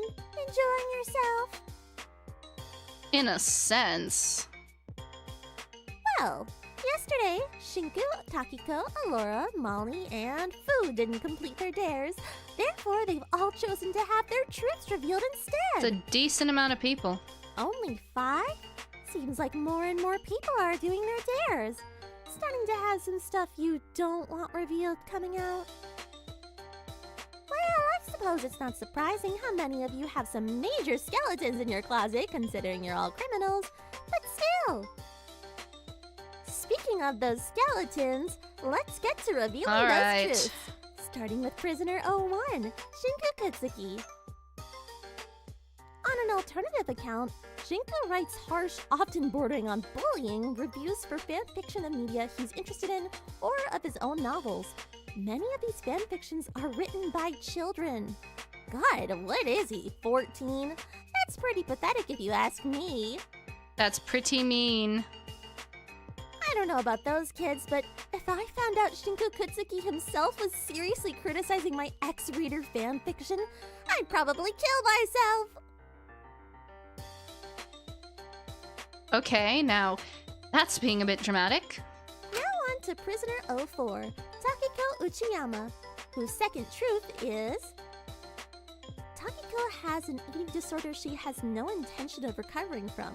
The malnourishment helps her seem younger and aids her image. As a result of this, She holds harsh and judgmental views on anyone overweight. Yeah, that was kind of implied. Oh. Well, really makes you think how genuine her friendship was with Prisoner 12 then, doesn't it? Anyway, on to our favorite biochemist, Prisoner 06, Alora Alenius. Her first truth was such a nothing burger. Let's hope this second one is more interesting. For the sake of her career and parents' reputation, Alora consistently endorses a piece of psychology research that resulted in the abuse and neglect of her twin sister, who she helped cover up the existence of. Oh, that's not good. Uh-oh. What? Dr. Alanius wouldn't do something like that. Apparently she did, Shinku. That's... Alora's a twin? Okay. There's no way. Is the research in question the Wonder Child paper? But my mother was certain that was credible. Now that's juicy. Her perfect reputation isn't looking so squeaky clean now, is it? But I'm interested to see how she'll try to dismiss and downplay it tomorrow at those little meetings she's made everyone go along to. If they'll even want to follow her lead after this has come out. Now, Prisoner 12, Molly Yuzuki, what exactly was your truth today? You certainly tried to do your dare, but just couldn't go through with it at the end. That seems to be how it is for a lot of things with you, huh? Mononeko, you can't say that. Can we jump this cat? She seemed pretty determined that this truth would make me hate her. I was morbidly curious what it was, only about to find out. I hoped it would be something I would be able to defend. Molly used to obsessively follow lol cows and read hate forums on them to make herself feel like she was a better person comparatively. That's it? I mean, it's not good, but like, I don't know. I feel like we just heard that Alora had like a secret twin sister. I feel like that's not that bad. Well, it could be a lot worse. Yeah, that's kind of my thoughts. Well, guess if you were on the hate forums anyway to harass Yui's competition, you might as well get the most of it, huh? I wonder what the forums are saying about you now. Your threads must be a gold mine. And last and honestly probably least, we've got Prisoner 9, Fu Wang. Gosh, all that fuss about letting him out of his cell so he can do his dares? It was not the fucking blueprints. That's such bullshit. The blueprints thing was such bullshit. That was not his fucking dare. Wait, but wasn't stealing the blueprints his dare? Unless he was lying. Ding, ding, ding, ding. Oh my god, Shinku, your two brain cells bumped together. Let's see if you can manage to hold on to that thought for more than 5 seconds. Which does seem like something Fu would do. Maybe letting him out of his cell was a bad idea. Good job, Shinku. You get a cookie. Anyway, his second truth is... Fu has ruined a small rural community through endorsing and organizing a marketing campaign that made them entirely reliant on products that were unhealthy, processed, and lacked proper nutritional value. Yeah, that's pretty bad, Fu. This resulted in the community developing several health issues that they were unable to treat properly due to their limited access to healthcare, as the nearest hospital wasn't for miles and was incredibly expensive. That's pretty bad, Fu. Holy shit. And that's just a random truth? Not just his crime? How can it get worse than that? It's only day 2. Well, we'll see if you still want to keep him out of his cell after learning about that. For now, I'll let you get back to bed. See you bright and early tomorrow, prisoners, for our 3rd day of Truth or Dare. I will be shocked if we see day 4. We gotta be getting close. The monitor buzzed off, and I was left in the dark of my room. At least in comparison to the others, my truth practically looked like nothing. But these truths were starting to get more and more alarming. Made me wonder what they'd dig up for my truth tomorrow. But only time will tell. All I could do now was fall asleep while I was still blessed with ignorance. Just out of curiosity, did they ever, like... tell us what everyone else's like out of character. Did they ever say, like, do we ever, is me when I turn, did they ever release what everyone's, all of their truths and all of their dares were? Are those ever confirmed, or are we just left to speculate on the ones that don't come out? That's what I was trying to say, like out of game. Just out of sheer curiosity. Food destroyed a small community. We are so back. What? All right, before we hop into day 3 of the motive, I think this is a good little spot to take our break. Y'all know the drill by now. Go to the bathroom, get a snack, get a drink of water, do whatever you need to do, and we'll be back in just a few minutes.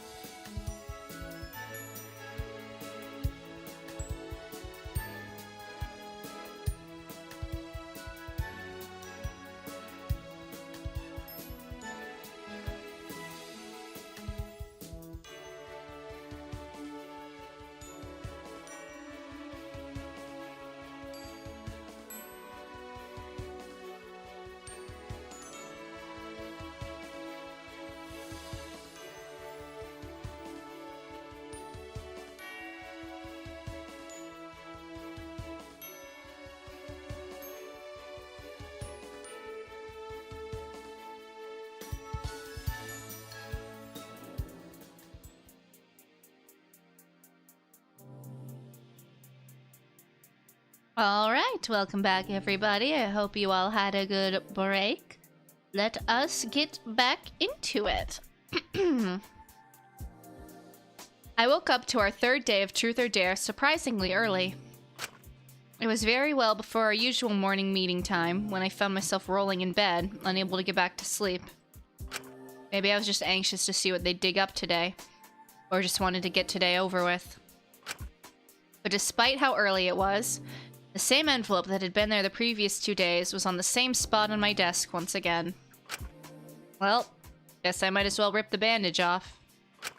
I sighed and wandered over to it. The whole song and dance had become routine at this point. I was curious at what point it would become tedious to the audience. I slipped over to the envelope, and under the truth heading, this one's gotta be bad. You used to include characters based off of people you didn't like in your class and your novels. That's often crazy. killing them off in brutal and twisted ways for catharsis. That's crazy. Again, like, that's bad, but it's not...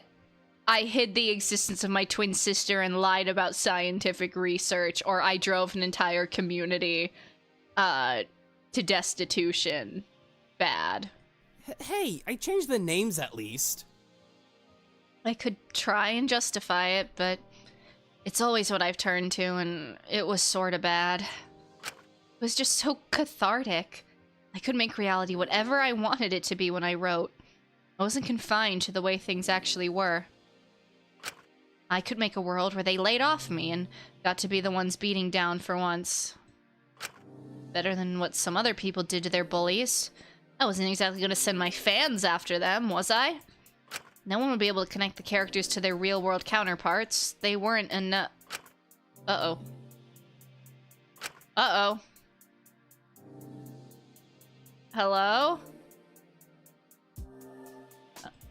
If I click through it enough, I hope the dare isn't too bad. Maybe if the CG disappears? Like, I'm clicking. Avoid prisoner 12 for the entire day. Do not talk to her alone, and ignore her if she tries to speak with you. We saved right before, so... I think it's frozen. Hang on.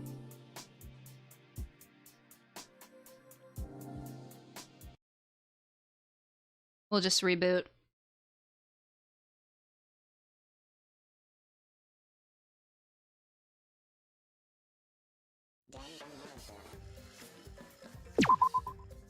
Beep boop.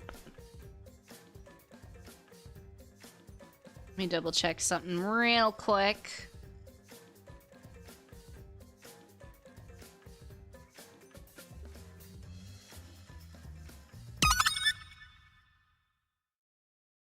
Food destroyed. That comment is crazy. Yeah. Oop. Yata.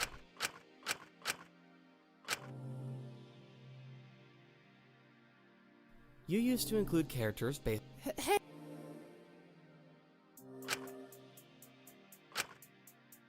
Okay. The only people can ask, they weren't anyone famous or relevant with any kind of online presence. Still, I think the others would be more wary of me if they heard about it. And if it came out, that would be 3 truths outed. All these truths about me aren't too bad in isolation. But if they kept piling up, my reputation is going to start souring before I know it.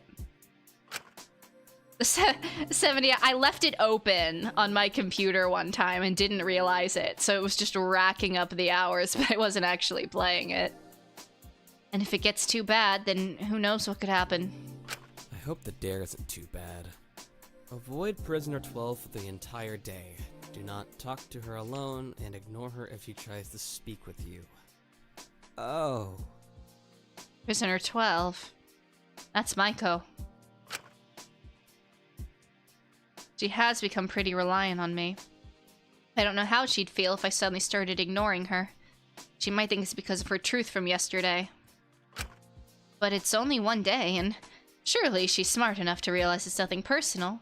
She has to realize it's a dare.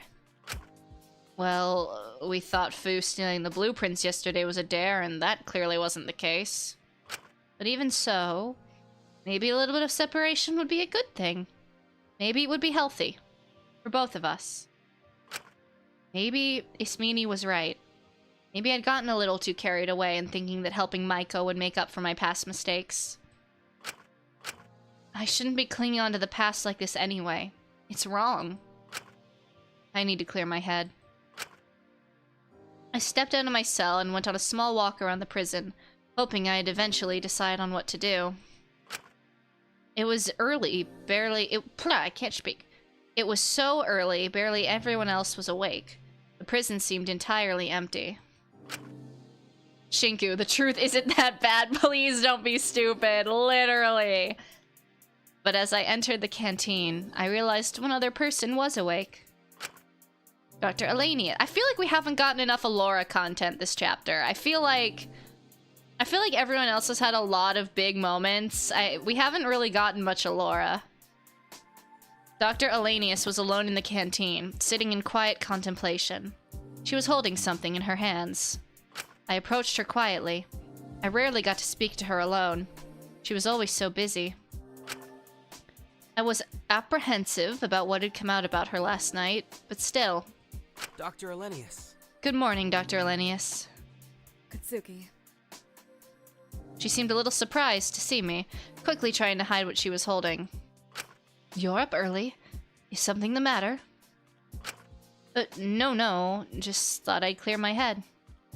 What have you got there? Dr. Elenius let out a sigh and slowly pulled out what she was holding from under the table. Oh, a doll! Takahiro, maybe this. Oh, stop! Stop! In Alora's hands was a sloppily and awkwardly constructed doll, clearly made out of whatever Taka could get his hands on. Oh, stop, because she likes doll. That's so sweet. Oh, I'm gonna... Ow, Taka! Is that... Yes. It's a doll. He gave it to me yesterday. As a way to say thank you for giving him a second chance. Oh, stop. He told me that there's nothing wrong with having a few embarrassing hobbies here and there. While I might not have my full collection here, he wanted to try making this place nicer for me. Like I've made it nicer for everyone. Dude.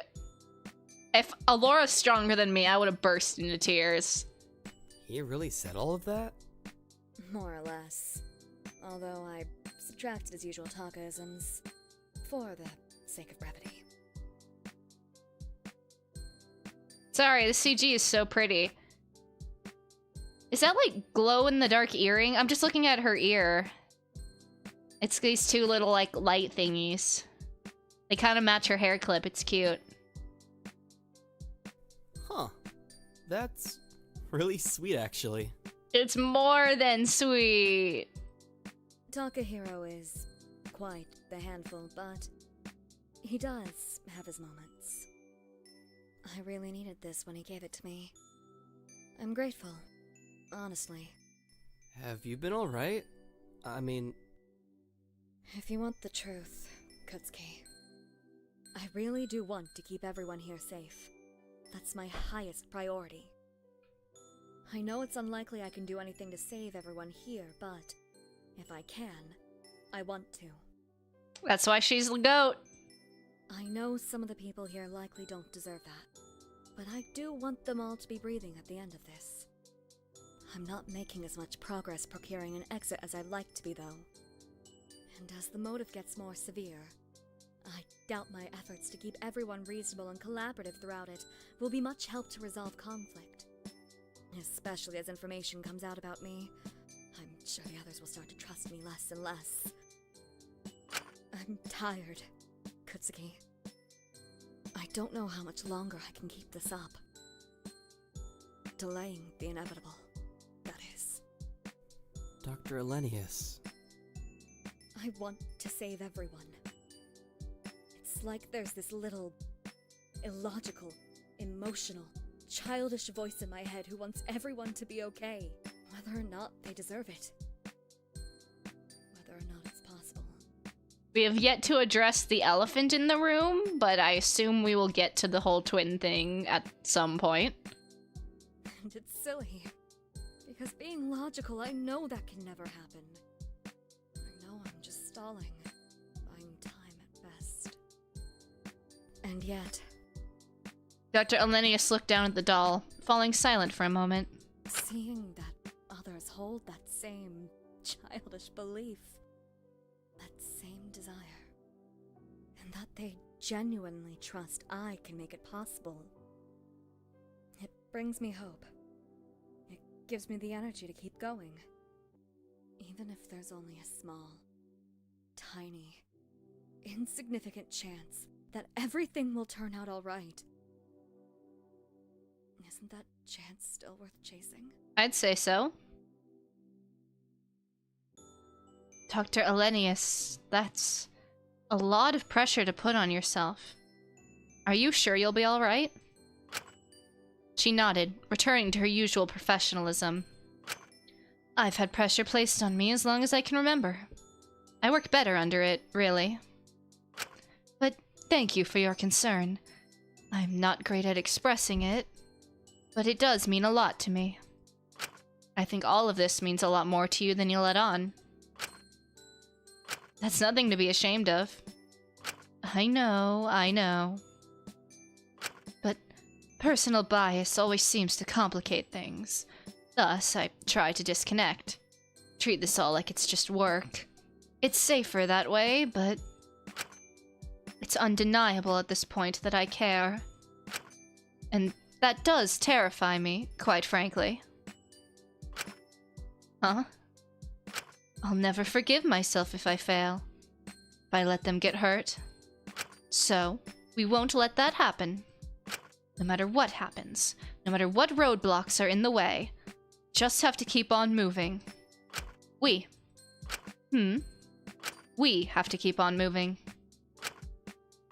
Huh. I suppose you're right. The others should be arriving soon for the morning meeting. We should get ready. Of course, I apologize if my truth has soured your opinion of me. Same here, but being unreasonable about these secrets is just what the game wants, isn't it? So, even if added context doesn't help it, I won't let it make me think less of you.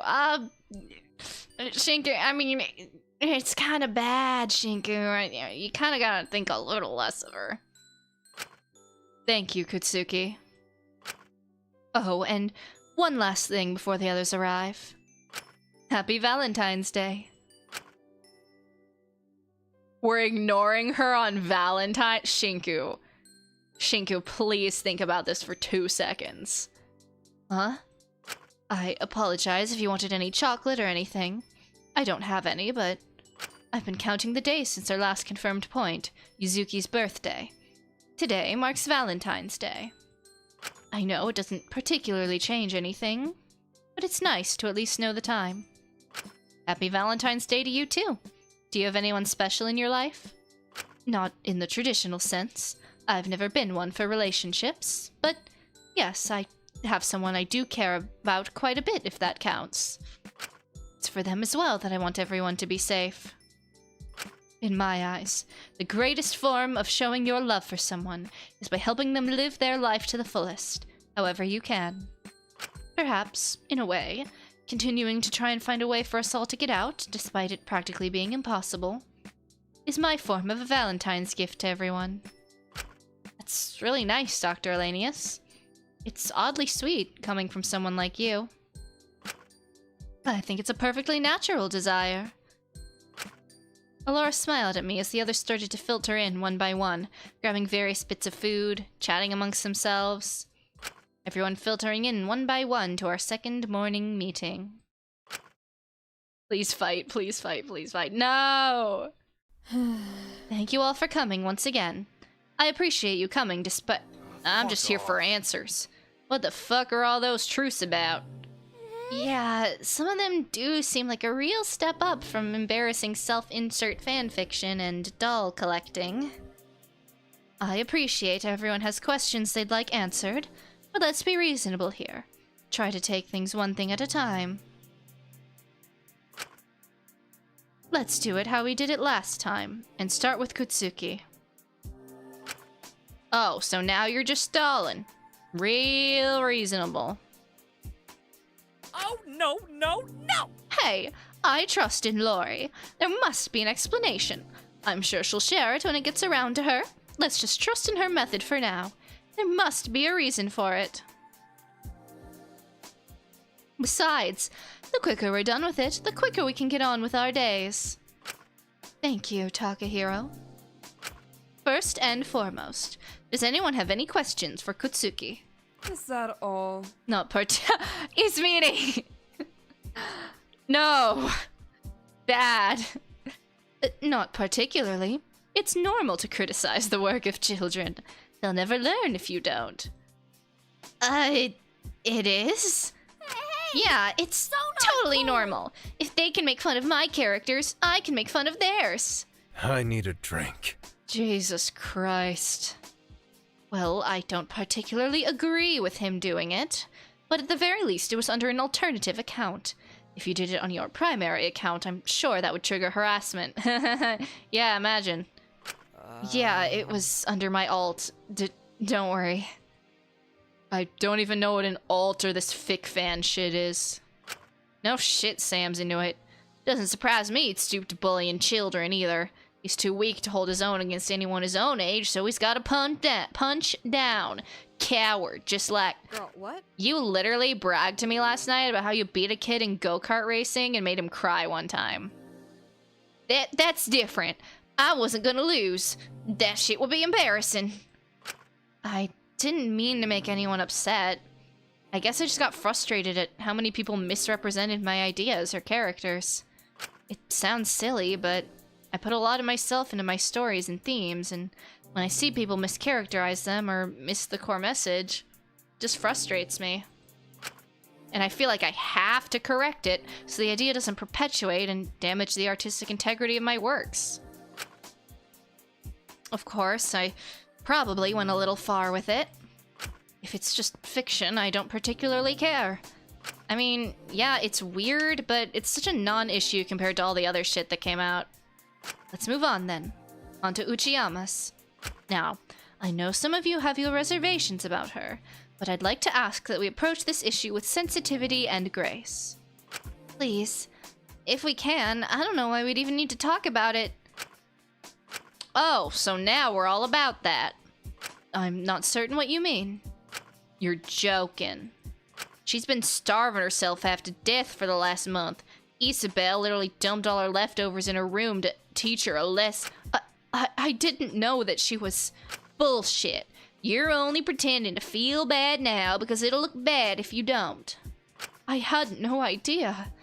Really, I'm sorry, Takiko. I just wanted you to realize how severe your crime was. I didn't know you... I'm sorry. Why on earth are you apologizing? It's not your fault you felt like you had to look like that.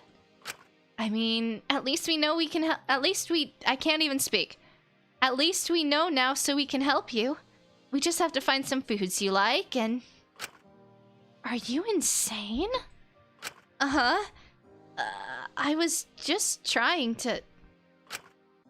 My entire career is built on the fact I look like this. That I look young and small and easily approachable. When people are at their lowest moments, they don't want someone big and strong to drag them out of the light.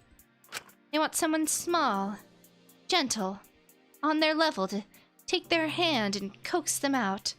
Something that can't possibly hurt them.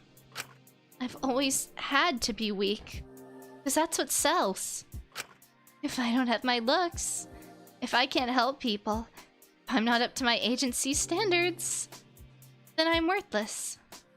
Taki, I get it. I feel slightly similar. Huh? When you're famous and constantly on screen, constantly being watched, your worth is determined by how many numbers you can bring in. And the way to bring in the numbers for me was by turning up my personality to the max, selling an exaggerated version of myself until the lines between me and the Takahiro blurred completely. I still don't really know what worth I have outside of that, but I think it was part of why I hurt my staff so carelessly. It helped me feel like I had some sense of control over what was happening. That I was on top, somehow. That I wouldn't so easily get discarded if the numbers started falling. I imagine it's similar to why you sent your fans to... The slight amount of weakness Takiko had shown before immediately frosted over as she interrupted Taka. We're completely different situations. I understand it's hard to believe now, but going on like this isn't sustainable. I couldn't in good conscience leave you like this. So, I'll be keeping an eye on your meals from now on, Uchiyama. We can work together to negotiate something that works. But it's the only thing Please. Alright. Thank you. Right. And now we've got that sorted, we can discuss mine. There. Was that really so hard? Was waiting really that hard? Is your sister as pretty as you? Maiko. Time and place. That's the first thing you want to ask? Christ. Yeah, personally, I'm more hung up on the child neglect, but to each their own, I guess. Is your sis still alive? I'll explain fully. I feel that will be more productive. Have any of you heard of the Wonder Child paper?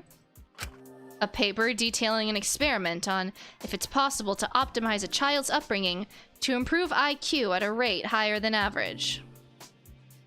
Well, some of the wording is a little incorrect.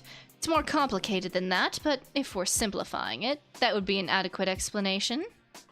I was the child used in the experiment. I was born for it. Sounds kind of fucked up if you ask me.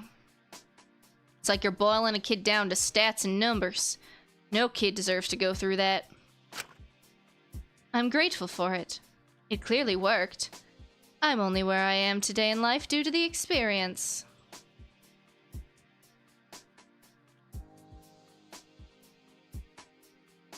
Alright, one sec. Okay. Yeah, I'm sure your parents being researchers with a whole pile of funds and connections had nothing to do with it. You can say what you like about it, but a lot of the methodology has been successfully replicated already. If it was all so successful, though, I doubt you'd have so much to cover up. When my parents had me, they'd accounted for everything. Aside from the fact that my mother happened to be pregnant with twins. They considered terminating the pregnancy, but eventually decided to keep us both, using my sister as a control of sorts. My parents never abused my sister. They simply let her live her life normally, to do things as she pleased. Left me when I literally cannot speak today. Left her to her own devices. There we go. If she also grew up similar to me, they'd know none of their ways they nurtured me had any effect, and it would disprove their hypothesis. So it's like nature versus nurture type. So they got rid of her when she did disprove the hypothesis, so their research would still be valid? No, quite the opposite. She had a lot more struggles in school than I did, both behaviorally and academically.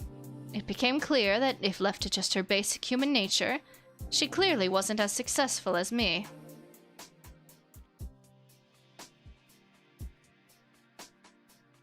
Hang on, I gotta deal with this. Okay. To put a long story short, she started causing issues for my parents. They didn't want any of those issues to stress me out. This is so fucked. So they limited her contact with me. Wow, it's almost like having a child just to be an experiment leads to a lot of neglect and potential abuse. Who could have foreseen? Eventually, I hardly saw her at all. Next, I was told she'd gone to live with some other family. I believed it at the time. I was rather young and had fairly important exams to worry about. I went on with my life. I didn't think about it too much. It was only when I reached adulthood and the paper was published that she crossed my mind again. Her redaction seemed strange to me, but I trusted my parents. I did it for her safety.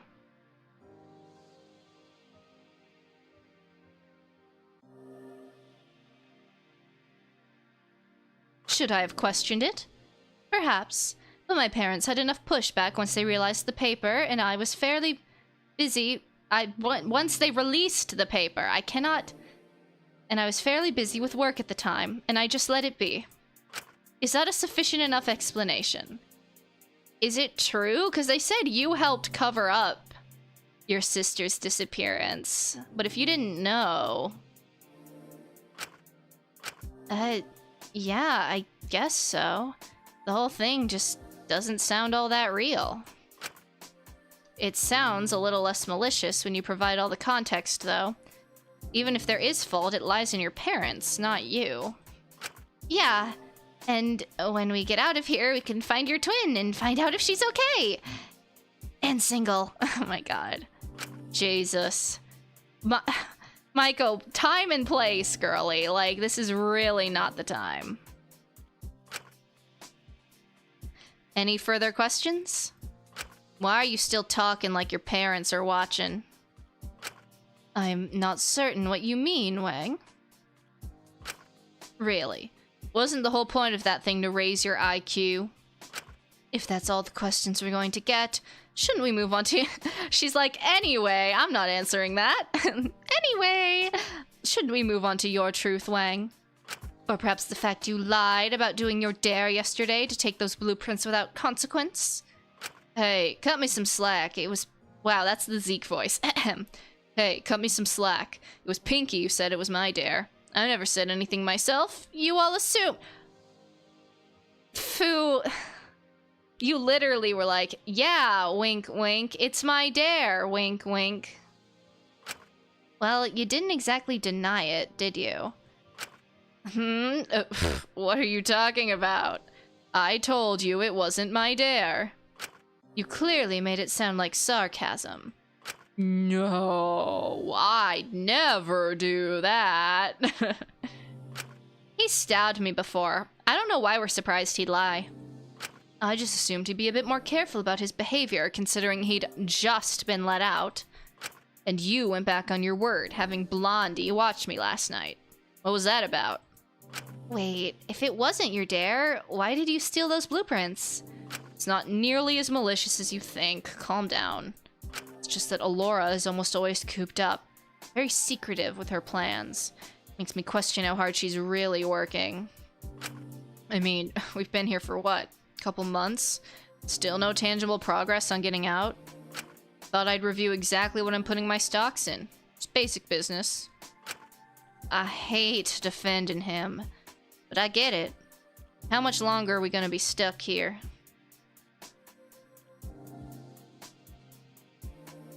I don't know. You're working every day and you don't know? Haven't you got any leads? I thought we could escape through the sewage system. Unfortunately, it appears the facility we're in is self-sustaining. Sewage just flows right back into a treatment center in the facility, and then right back into it. And the ventilation system is proving equally as fruitless. Wait, so are we really, truly, properly stuck here? No. No, we're not. Wait, so you have found something? Well, don't be shy. Share it with the class. Well, I don't know what other avenues we could explore, but there has to be something. We can't be stuck here. I won't allow it. But I feel like by the time we find a new avenue to explore, the host will just catch on and prevent us from exploiting it. So it's hopeless? We're getting off track. This is meant to be about Wang. From now on, be careful not to write off his behavior as acceptable by presuming he's only doing something for a dare. It's becoming clear he's exploiting this motive to act however he'd like, because we've all become more likely to accept strange behaviors. Ugh, come on, I only did it once. I'm not taking any chances. I feel like we're brushing off his actual truth here, though. It's pretty messed up. I mean, yes, it is in fact quite very messed up. That's putting it lightly. What on earth could your crime possibly be? Yeah, like, that would constitute a crime. If something like that is only considered a minor secret by the game. I already told you, I'm not exactly sunshine and rainbows. Got a few skeletons in my closet, and I've never tried to hide it. A few skeletons? Girl, there's a whole catacombs in there. Ugh, if it makes you any better, I was only indirectly involved in that one. Some big food company told me to do some promotions over there. They framed it as wanting to give rural communities access to cheaper food during hard times and bad harvests. I guess I was blinded by my own nostalgia. I grew up in the countryside and remembered some cold, hungry winters. I thought, fuck it, it's good money and it'll probably help some kids down the line. But I forgot how reliant some desperate people get. They turned to those shops and products because it was easier and cheaper than buying from the local farm. There's no way you didn't know this, Fu. I'm sorry, I just do not believe a word this man says. A few years down the line, the farm started to shut down. Not enough customers, not enough money. Meaning those junk food shops were the only option that village had. It's a sad reality that happens to many of those places. I've seen it happen countless times. If you've seen it before, why do you let it happen again? I thought people would be smarter. Know not to ditch their roots. To stay self-sufficient. Guess I didn't realize how hungry people get. It's been decades since I've had an empty stomach at that point. But it was years ago. I don't know why they're making a big deal about it now. Phew, that's not how it works, but okay. If you ask me, it's motivating exactly all that fair. Some of you are like 10. It's natural I'd have more messed up secrets. I've lived longer and had more time to make those small mistakes. I was gonna say, that's not a... I really don't think crippling an entire small community counts as a small mistake. Oh, yeah, totally. Guess a small mistake would be something more like crippling a 16-year-old girl, huh? Oh!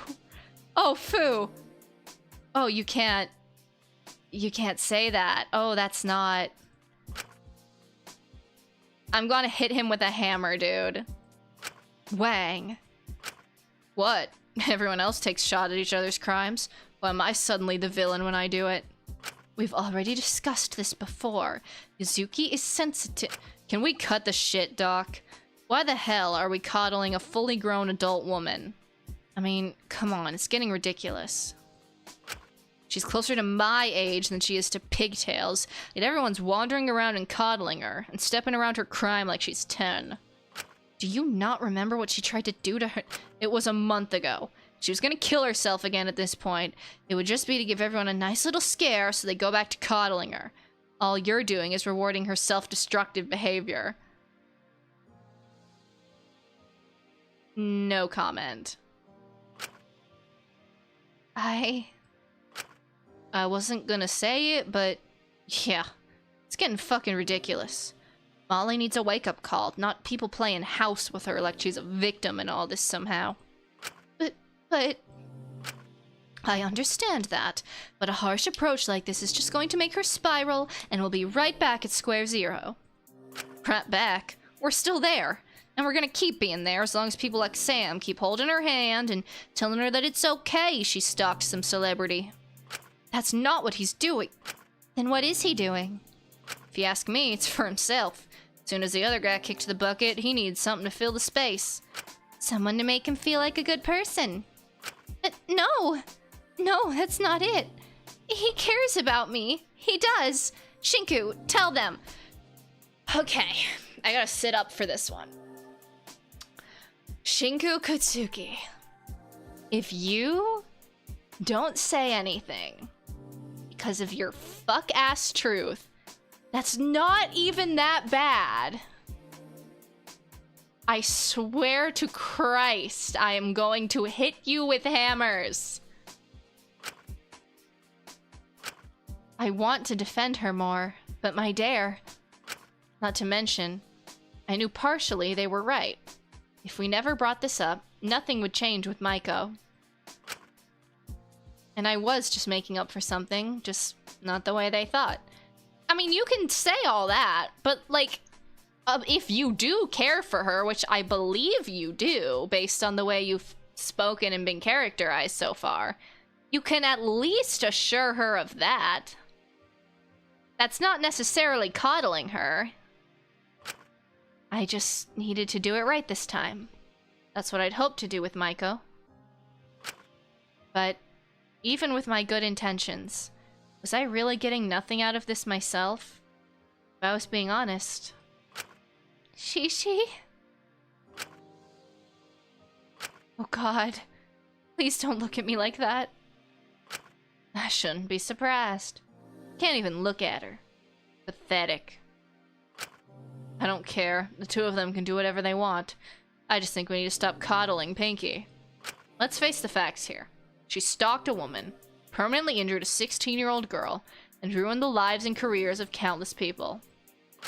Don't put it like that. You need to accept the truth more than anyone else here, or you'll end up like the last guy. Do you want that, huh? No, it's different. You don't get it. I really don't think that you get to be morally outraged after everything you've disclosed about yourself. So you think we should just let her stagnate like this forever? I think she's more aware about it than she lets on. I mean, look at her secret. She was obsessed with those forums. Obsessed with finding people worse than her to feel better about herself in comparison. You don't do that unless you know you're pretty messed up and are just trying to convince yourself that you could be worse. Of course I would. You'd do the same. If you'd felt for your whole life that you were rotten, undesirable, messed up, that you'd fundamentally failed, you'd look for someone worse than you too. Someone to show you that you're not the worst. Something to show you that maybe beneath your failures, there's a reason to not just give up completely. Either that, or you just don't face reality. You ignore it. You hide. And we know how that ends up, don't we? But you're still doing that, and everyone's playing into it like it's nothing. She needs to grow up sooner or later, or else we'll be stuck coddling her through this motive like we did the last.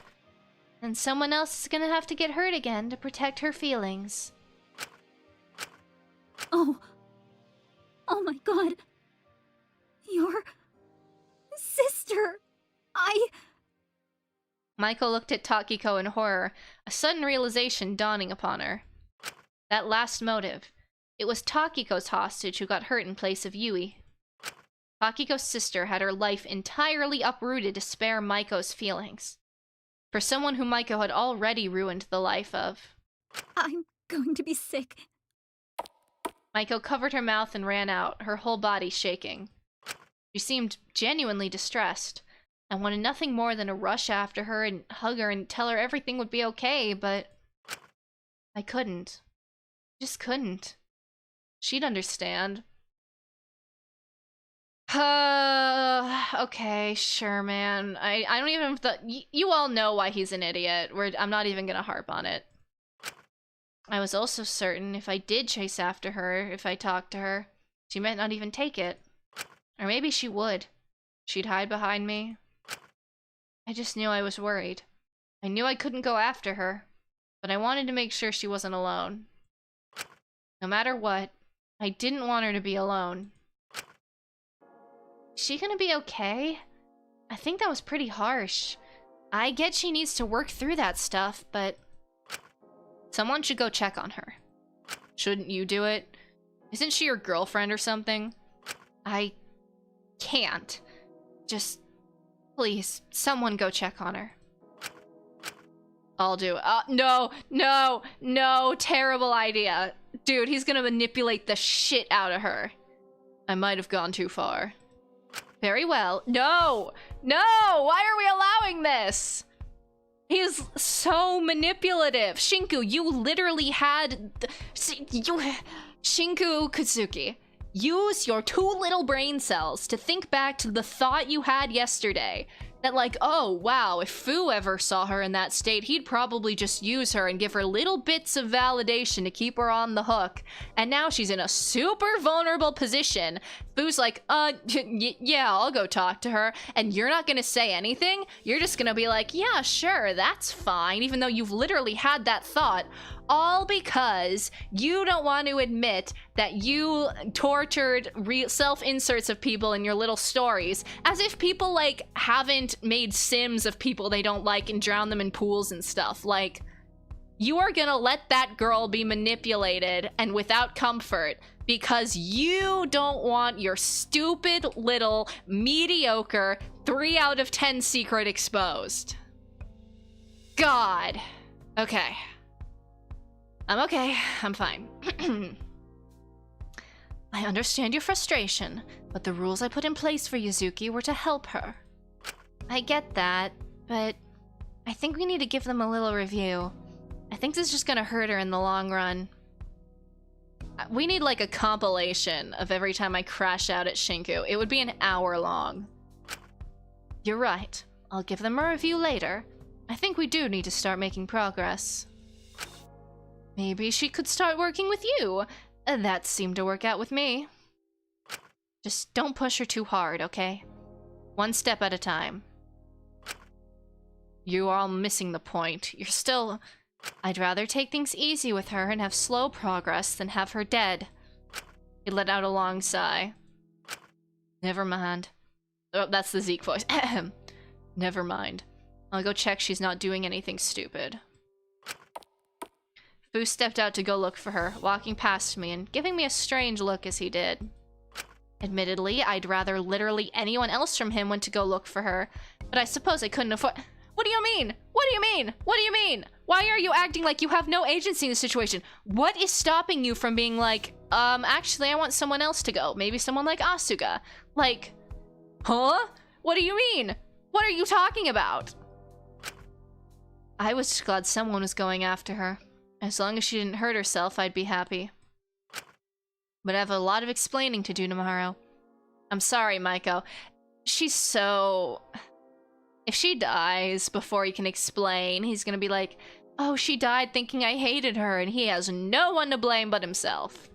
I will have no sympathy for him. I hope she'll be okay. Going off alone with Fu like that. He won't try and hurt her. There wouldn't be a point.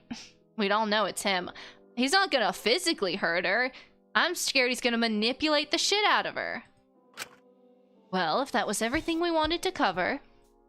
Actually, there's something I'd like to discuss before we leave. It's voiced. That's how you know shit's about to get real.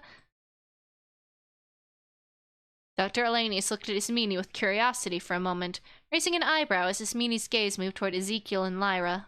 Ezekiel? Why have you been enabling Ooh, Chateau? we're talking about this? Okay. I mean, anyone with a brain cell could tell it was Zeke getting her the stuff, but like... Huh? What the, Don't be nonsensical, I know you've been giving her these. Ismini held out the bottle of opioids that she'd taken from Lyra yesterday, a harsh look in her eyes. Hold on. Where the hell did you... I thought, especially considering her crime, we'd all agreed to limit Chatel's narcotics intake.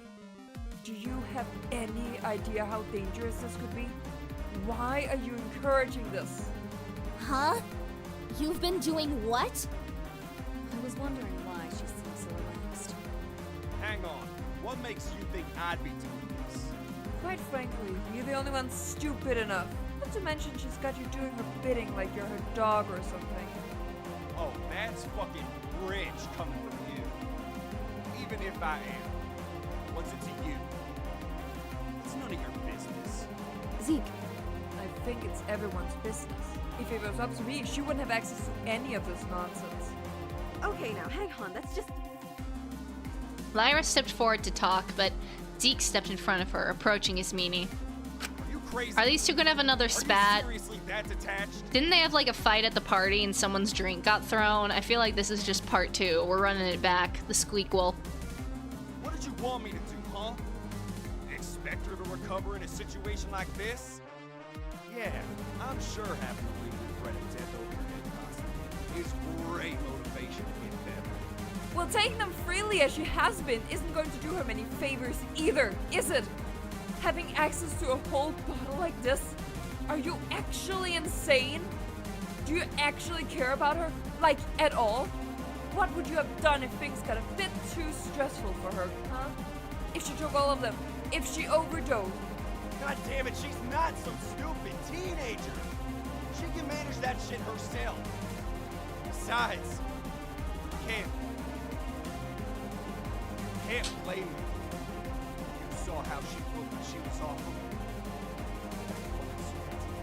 All that vomiting. God, she couldn't even sleep. Yeah, withdrawal is not fun. If you'd seen her like that, directly on death's door, you would have given him to her too.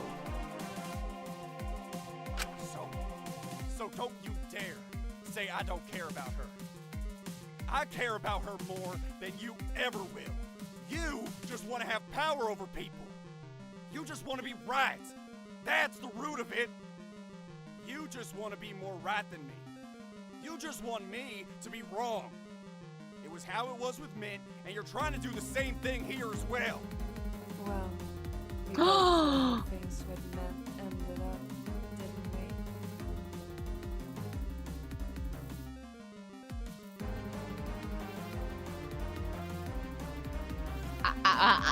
we? Oh, Ismini. Oh, I can't defend you for that one. That was so out of pocket. Holy shit, that was bad. That was so bad. Genuinely no words.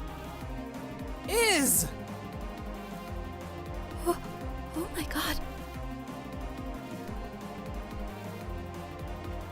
Oh, I know. You didn't just... Yeah, oh god. Ezekiel charged toward Ismini, trying to grab her hair and pull it, but as he did, Lyra cut between the two of them, shoving them off each other. That's enough! Both of you. Jesus fucking Christ! That was not called for. Did you hear the shit she was saying? Let go, and... Well, she can say it to me instead. What are you... I don't know why the hell you're treating this like I had no say in it. Sure, Zeke's been giving me this shit, but only because I've been asking. If you got such a problem with it, then I'm equally at fault. But I had to give them to you. I didn't want to lose you too. Still, I'm the one who keeps choosing to take them. It's my choice. Frankly, it's kind of pissing me off how people are acting like you're the reason I'm still taking them. Like I don't have a say in it or anything. Please, just listen. You can't keep going like this. It's ridiculous. I can't sit by and watch you two enable each other until one of you dies. Cersei is right. Thank you! Someone here has some common sense. Although I disagree on cutting them off completely. Going cold turkey would be incredibly dangerous at this stage. That is true. So I'll be regulating her intake from now on. I'll slowly taper her off then. I'm not a child. I can figure this shit out myself. I don't want to be babysat. Perhaps you should have thought about that before you proved otherwise. Oof. I'll have Takahiro keep better accounts of the medicine storage. Make sure nothing is taken that shouldn't be. That should be enough to ensure Elias doesn't slip her anymore. This feels like you just keep piling on more and more things to watch or take care of onto yourself. Are you sure you'll be alright? I don't mind keeping an eye on Lyra's dosage for you, Dr. Elenius. I appreciate you're a very busy woman. Oh, of course you want to do it. My only interest here is making sure things don't turn out like they did last time. Huh. You're so fucking rich, acting like it's my fault. Do I gotta remind you who murdered him? Okay, Zeke. Don't fret. I'll be fine. I promise. Well, if you're 100% sure. But I'm here if you need me. Thank you, Takahiro. Now, Chatel, come with me. We'll sort out your schedule together. This is so patronizing. Christ. Hey, come on, we're just trying to help you here. You're acting like I'm completely incapable of helping myself if I wanted it. I understand you might feel like we're treating you like that, but I don't think that's how the others are trying to come across. It's more they want to help you get to that point, give you the structure and support to get there on your own. Well, if that's everything, you're all free to leave. Wait, my thing now. Ugh, great, this stupid meeting is never gonna end. Sorry, it'll be quick, I promise. What's up? I'd like to share my truth for today. Oh, okay. I said this yesterday that you could just share them early if you wanted to get ahead of it. What? Takahiro, please think about this carefully. This could... He shook his head, smiling at Dr. Elenius softly. There's no rule against sharing your truth. Only your dare. And I'd like to share this on my own terms. Alright, King, I'm listening. Besides, most of you already know, but I don't care. I have to do this to the audience. Taka climbed onto one of the tables, making it so everyone could see him.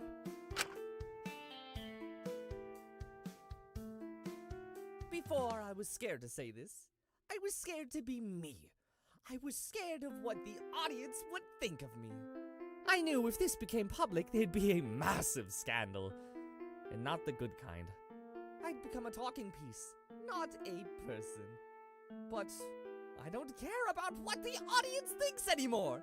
I don't need them. There are more important things in life. Besides, I don't want any kind of audience who would just throw me away just for being me.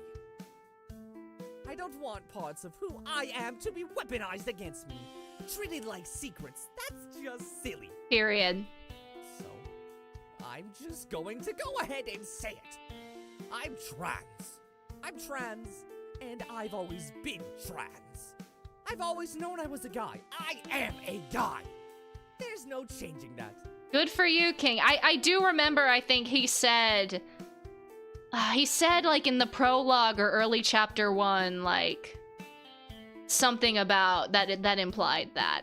Honestly, good for you, King. Doing it on your own terms. I get why he'd want to do that. And I don't care if people hate me for it, if they discard me, or if they see me as something I'm not. Because I'm a guy, and I know that. So does anyone with eyes. And anyone who can't see that is not worth keeping around. Not one bit. And it doesn't change the fact I'm me, the fact I'm Taka. Not at all. So, let them think what they want. It doesn't matter to me anymore. All that matters to me now is being me. And making me someone worth caring about. That's what's important to me in life. Words of wisdom indeed. Very nice moment. So, yeah, that's it. Ooh, glad I got that off my chest. That being said, as beautiful as that was, I am so scared for your life right now. You have had so many, like, aww, heartwarming moments. I'm so scared for you. I just can't believe how much you've changed. You never fail to surprise me, Taka. I'm surprised they'd make something like that your secret. I can't imagine many people would fault you for it. Oh, Ismini. Yeah, that's what that was literally what I was about to say. You'd be surprised. There's so much vitriol on social media these days. People will scapegoat anything and anyone. I was worried for the longest time that people would use my crime as a reason to demonize all people like me, not just see it as my own individual mistake. But I was mainly worried about my fans still liking me. But I wouldn't want fans who would drop me over just being who I am. No way, Jose. I just hope none of you think of me any different, if you didn't know before. Of course not. None of us are stupid. Like you said, doesn't change who you are. I moved my gaze over to Ezekiel. Usually, oh no, he was very judgmental about this sort of thing. I was sort of worried he was gonna handle it poorly. Zeke is always a coin flip. If he's gonna say the most, like, bigoted thing, or if he's just gonna be like, yeah, whatever. Like, I feel like that's what happens every time something happens with Zeke. He took a few steps toward Taka and grabbed him. Before I could do anything about it, he was ruffling his hair with a shit-eating grin on his face. Okay, so he's homophobic, but he's not transphobic. Hell yeah, man. Glad you got the confidence to say it. Ah! Great googly goodness. Zeke, what are you? Didn't think you'd have the balls to say it publicly, man. I underestimated you. You're not judging? Duh. Of course. I'm not laughing. I'm only laughing because he's like homophobic, and I'm pretty sure he was sexist at the start too. But he's like, but it would be stupid to be transphobic. Like, of course not. That'd be pretty fucking stupid. If you ask me, this makes you more of a man than most people I know. One of the most badass things you can do is go out there and be yourself confidently, even while the world keeps trying to knock you down and demonize you for just existing. So don't let anyone else tell you otherwise, alright? Yeah, absolutely. You've got it. Huh. Go figure. Zeke had some confusing standards. Yeah, that's one way to put it. I was just glad he was being kind to Taka. I knew the widespread consequences of Taka being open about this in the outside world would likely be a lot. So it was nice we could give him a little respite while he was in the prison. And once Zeke stopped ruffling Taka's hair, a small figure from the corner approached, and with hesitance reached out and placed a gloved hand on his shoulder. He turned around and met her smile, a few words escaping their mouth that held more value to Taka than I could possibly imagine. Hey, I'm proud of you. Oh, he's gonna burst into tears. Taka stood in okay, never mind. Stood in stunned silence for a moment, eventually returning Asuga's smile, taking their hands pretty suddenly. Just you wait, Sugi. I'm going to become the Taka you thought you knew. Taka, no! Stop talking like this! Taka, please! the shovel, then in your hand with every word you speak. Huh? Hey, hang on! No matter how much TV Taka I have to get through. Stop talking about how you're gonna be better. I promise. Even if it takes working for Alora every day. Even if it takes losing my whole fan base. I'll get him back for you. I swear it. Asuga seemed a little stunned, unsure what to think at first, but they eventually squeezed Taka's hand in return. Then, I can't wait to meet him again. I'm sorry. Takiko's fucking stare. She's just like... After hearing that little flicker of a chance, Taka's eyes lit up, as if for the first time in months. Stop! Stop! He truly felt alive again. We're laying it on a little thick. Okay, maybe he's fine. Maybe this is a fake out, because they're laying it on so thick right now. Guys, look how alive he is. Look how alive Taka looks. Aren't you glad he's, like, alive? The widest smile imaginable appeared on his face as he let Asuga's words linger in the air. Only speaking again as Asuga let go of his hand. Then I'll have to get on it right away. Alora, I'll get on checking the medicine storage right away. I'll be done so fast you won't have even gone to the lab before you have my full report. Just you watch. Taka gave Asuga one last wink and raced out, the wind in his sails. Asuga was left in stunned silence, letting out a small laugh after a second to break the quiet.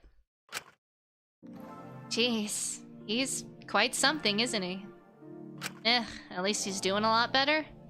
My eyes moved over to Dr. Elenius, who had a small smile curling at the edges of her lips. Well, at least one of my plans seems to be going well. I knew it. You were... Anyway, Chattel, come with me. Let's sort out the schedule. Fine, I'm coming. Everyone filtered out of the canteen one by one after the long meeting. I was admittedly very worried for Maiko still, especially after she rushed off, but at least Fu was watching her. I was sure he wouldn't let her hurt herself, even if he was harsh on her. I just had to keep telling myself that she was a fully grown adult woman. She could handle herself for one day.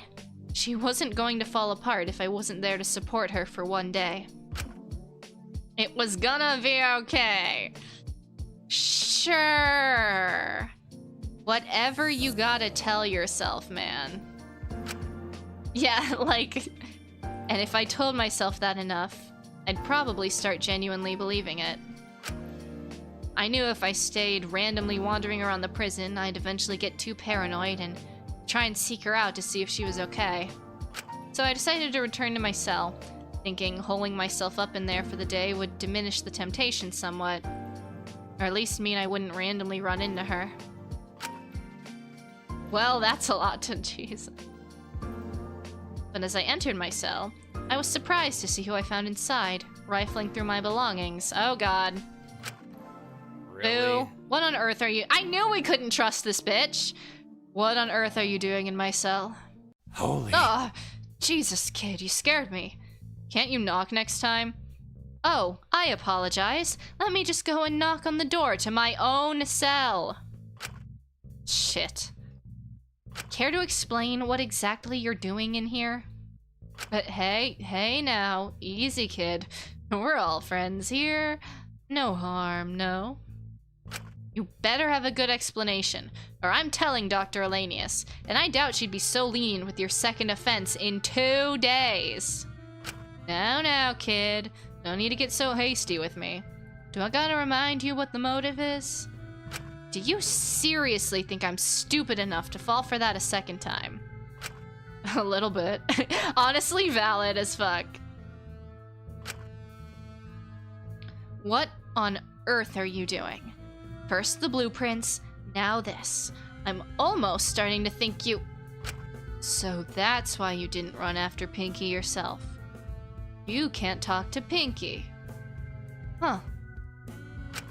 Hold on. That's my dare. Does that mean... My eyes moved over to the envelope on the desk. It let out a low chuckle. That's... Not yours either. I can't even speak. Not just yours either, kid. Some real interesting stuff in some of those. Let me tell you that. That shouldn't be allowed. We aren't allowed to tell each other our dares. They said nothing about reading them. Pretty neat loophole, huh? And you're not gonna tell a soul if you're smart. Why not? There's nothing stopping me. I don't care if you tell everyone my secret. I don't care if you tell everyone my secret. Bullshit. Cap. You didn't run after her because you didn't... Such bullshit. Yeah, well, you clearly care a little bit. Otherwise, you wouldn't be avoiding Pinky. I only care about it getting published everywhere. Everyone here will understand. They have to. Yeah. The doc seems pretty convinced her little meetings solve every issue, huh?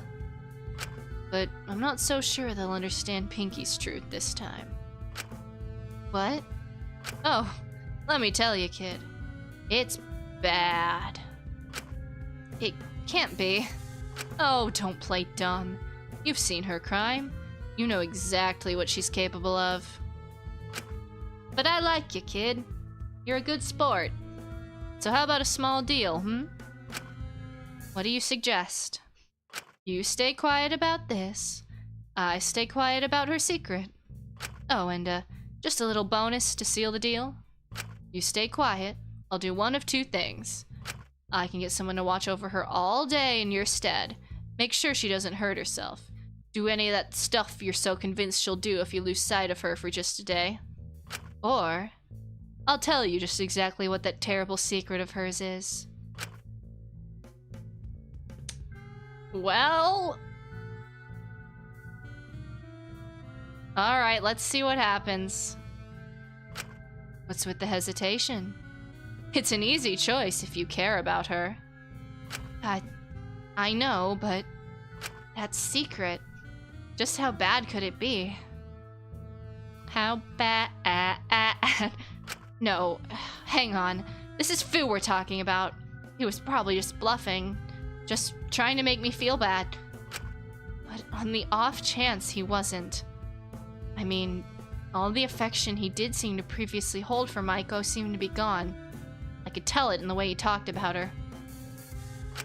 Even if it was something awful, Maybe it was best to live in blissful ignorance. Tell myself it was just a bluff. What am I thinking? It had to be a bluff. Keeping her safe is the highest priority. Even if she has her issues, I can't let her get hurt. Promise me she won't be left alone? Huh. About what I expected. Who seemed to look at me with a strange mixture of pity and disappointment, letting out a sigh and walking past me. See, I wanted to know what it was, because just like from a narrative perspective, because I'm nosy, but Shinku did the right thing. Well, deal's a deal, kid. You don't tell anyone I was here, I'll have someone watch over her. Pleasure doing business with you. Fu shoved his hands in his pockets and walked out, a bubbling feeling of anger rising in my chest. He seemed to linger by the door for a moment, as if he was waiting to see if I'd do anything, stand up to him, surprise him. But I couldn't. Not before he left. I was too stunned at just how attached I'd become to her. I didn't want any harm to come to her. I didn't want things to become difficult. I didn't want to have to think. Oh, who am I kidding? I didn't want to think from the start. The reason why she made so little progress with understanding the severity of her crime, because I danced around it almost as much as she did. I didn't want her to be a terrible person. I didn't want to have to second guess if it was okay for me to want her to be safe, want her to be happy. I just wanted an easy way to make things right. Man, you know what he should do? I mean, what he should do is say, fuck my secret, and just go to her anyway himself and snitch on Fu. That's what he should do, but he's not gonna do that. Cause it's Shinku. And even when I say he's right, he's not really right. An easy way to make things right. That's always what I seem to want. Isn't it, Akari? Can Shinku do anything? Stand up, dude. So true. All I knew was that stewing in my own thoughts right now was dangerous. I needed to do something. Anything to pass the day. I should find someone to talk to, or do one of those tapes, or just sleep. Hopefully the day would be over before I knew it. We time. Probably where we're gonna call it, methinks. It's been about 3 hours. Alright, let me save.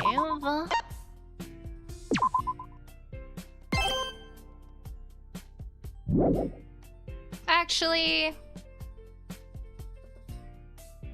No, you know what? Let's do a free time event before we go. Oh, no, but I can't save after free time events, can I? Actually, never mind. Yeah, we might be locking ourselves into a lot more if I do that, so... If you could save at any time, I would, but you can't save after free time events. Alright, let me go ahead and move us over.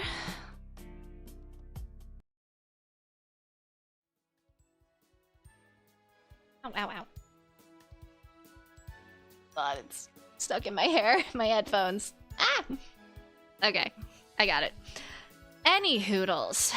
Yes, very long daily life, but it doesn't feel like it's dragging all too much, which is good. That is a concern, because I feel like a lot of stories or fangans in general can tend to get way too hung up on scope and word count, so even though this one is super long, I really don't feel like it drags all too much, which is very, very good. So that's exciting. If my model will unfreeze, that would be much appreciated. But yeah, really good stuff. This motive is awesome. I would like to see more of the dares. Hold on, I'm trying. Are you not working? Hello? Okay, we're back. Yeah, I almost wish we got to see more of the dares because they were so entertaining, but we'll see what happens if we reach day 4, if we don't reach day 4. It's gotta be getting bad, though. Anyway, let's see. Next one, we'll definitely do one next weekend. Maybe on Monday, maybe? Like 2 days from now, Monday, I mean. I'll need to check my schedule and see what I'm doing. But that's a maybe. We'll see. So I'll post tomorrow or Monday morning if I am streaming on Monday. If not, it'll probably be next Saturday. So we should be at the end next stream. Yippee! I mean, not yippee because someone's gonna die, but yippee that we'll be getting into Deadly Life. I'm very, very excited. So, who are our top 3? Let's have a look. Ideally. Hello. There we go. At number 3, we have Brian J439. At number 2, we have Mikey Mike SH. And at number 1, we have William Mouse. I'm sorry if I'm saying that wrong. Thank you guys very, very much for coming. I appreciate all of you so much. As always, I hope to see you next time, because if we get to the end of the daily life, I'm probably gonna tweak out, so. But until then, I hope you all have a great rest of your night, a great rest of your weekend, and I will see you all next time.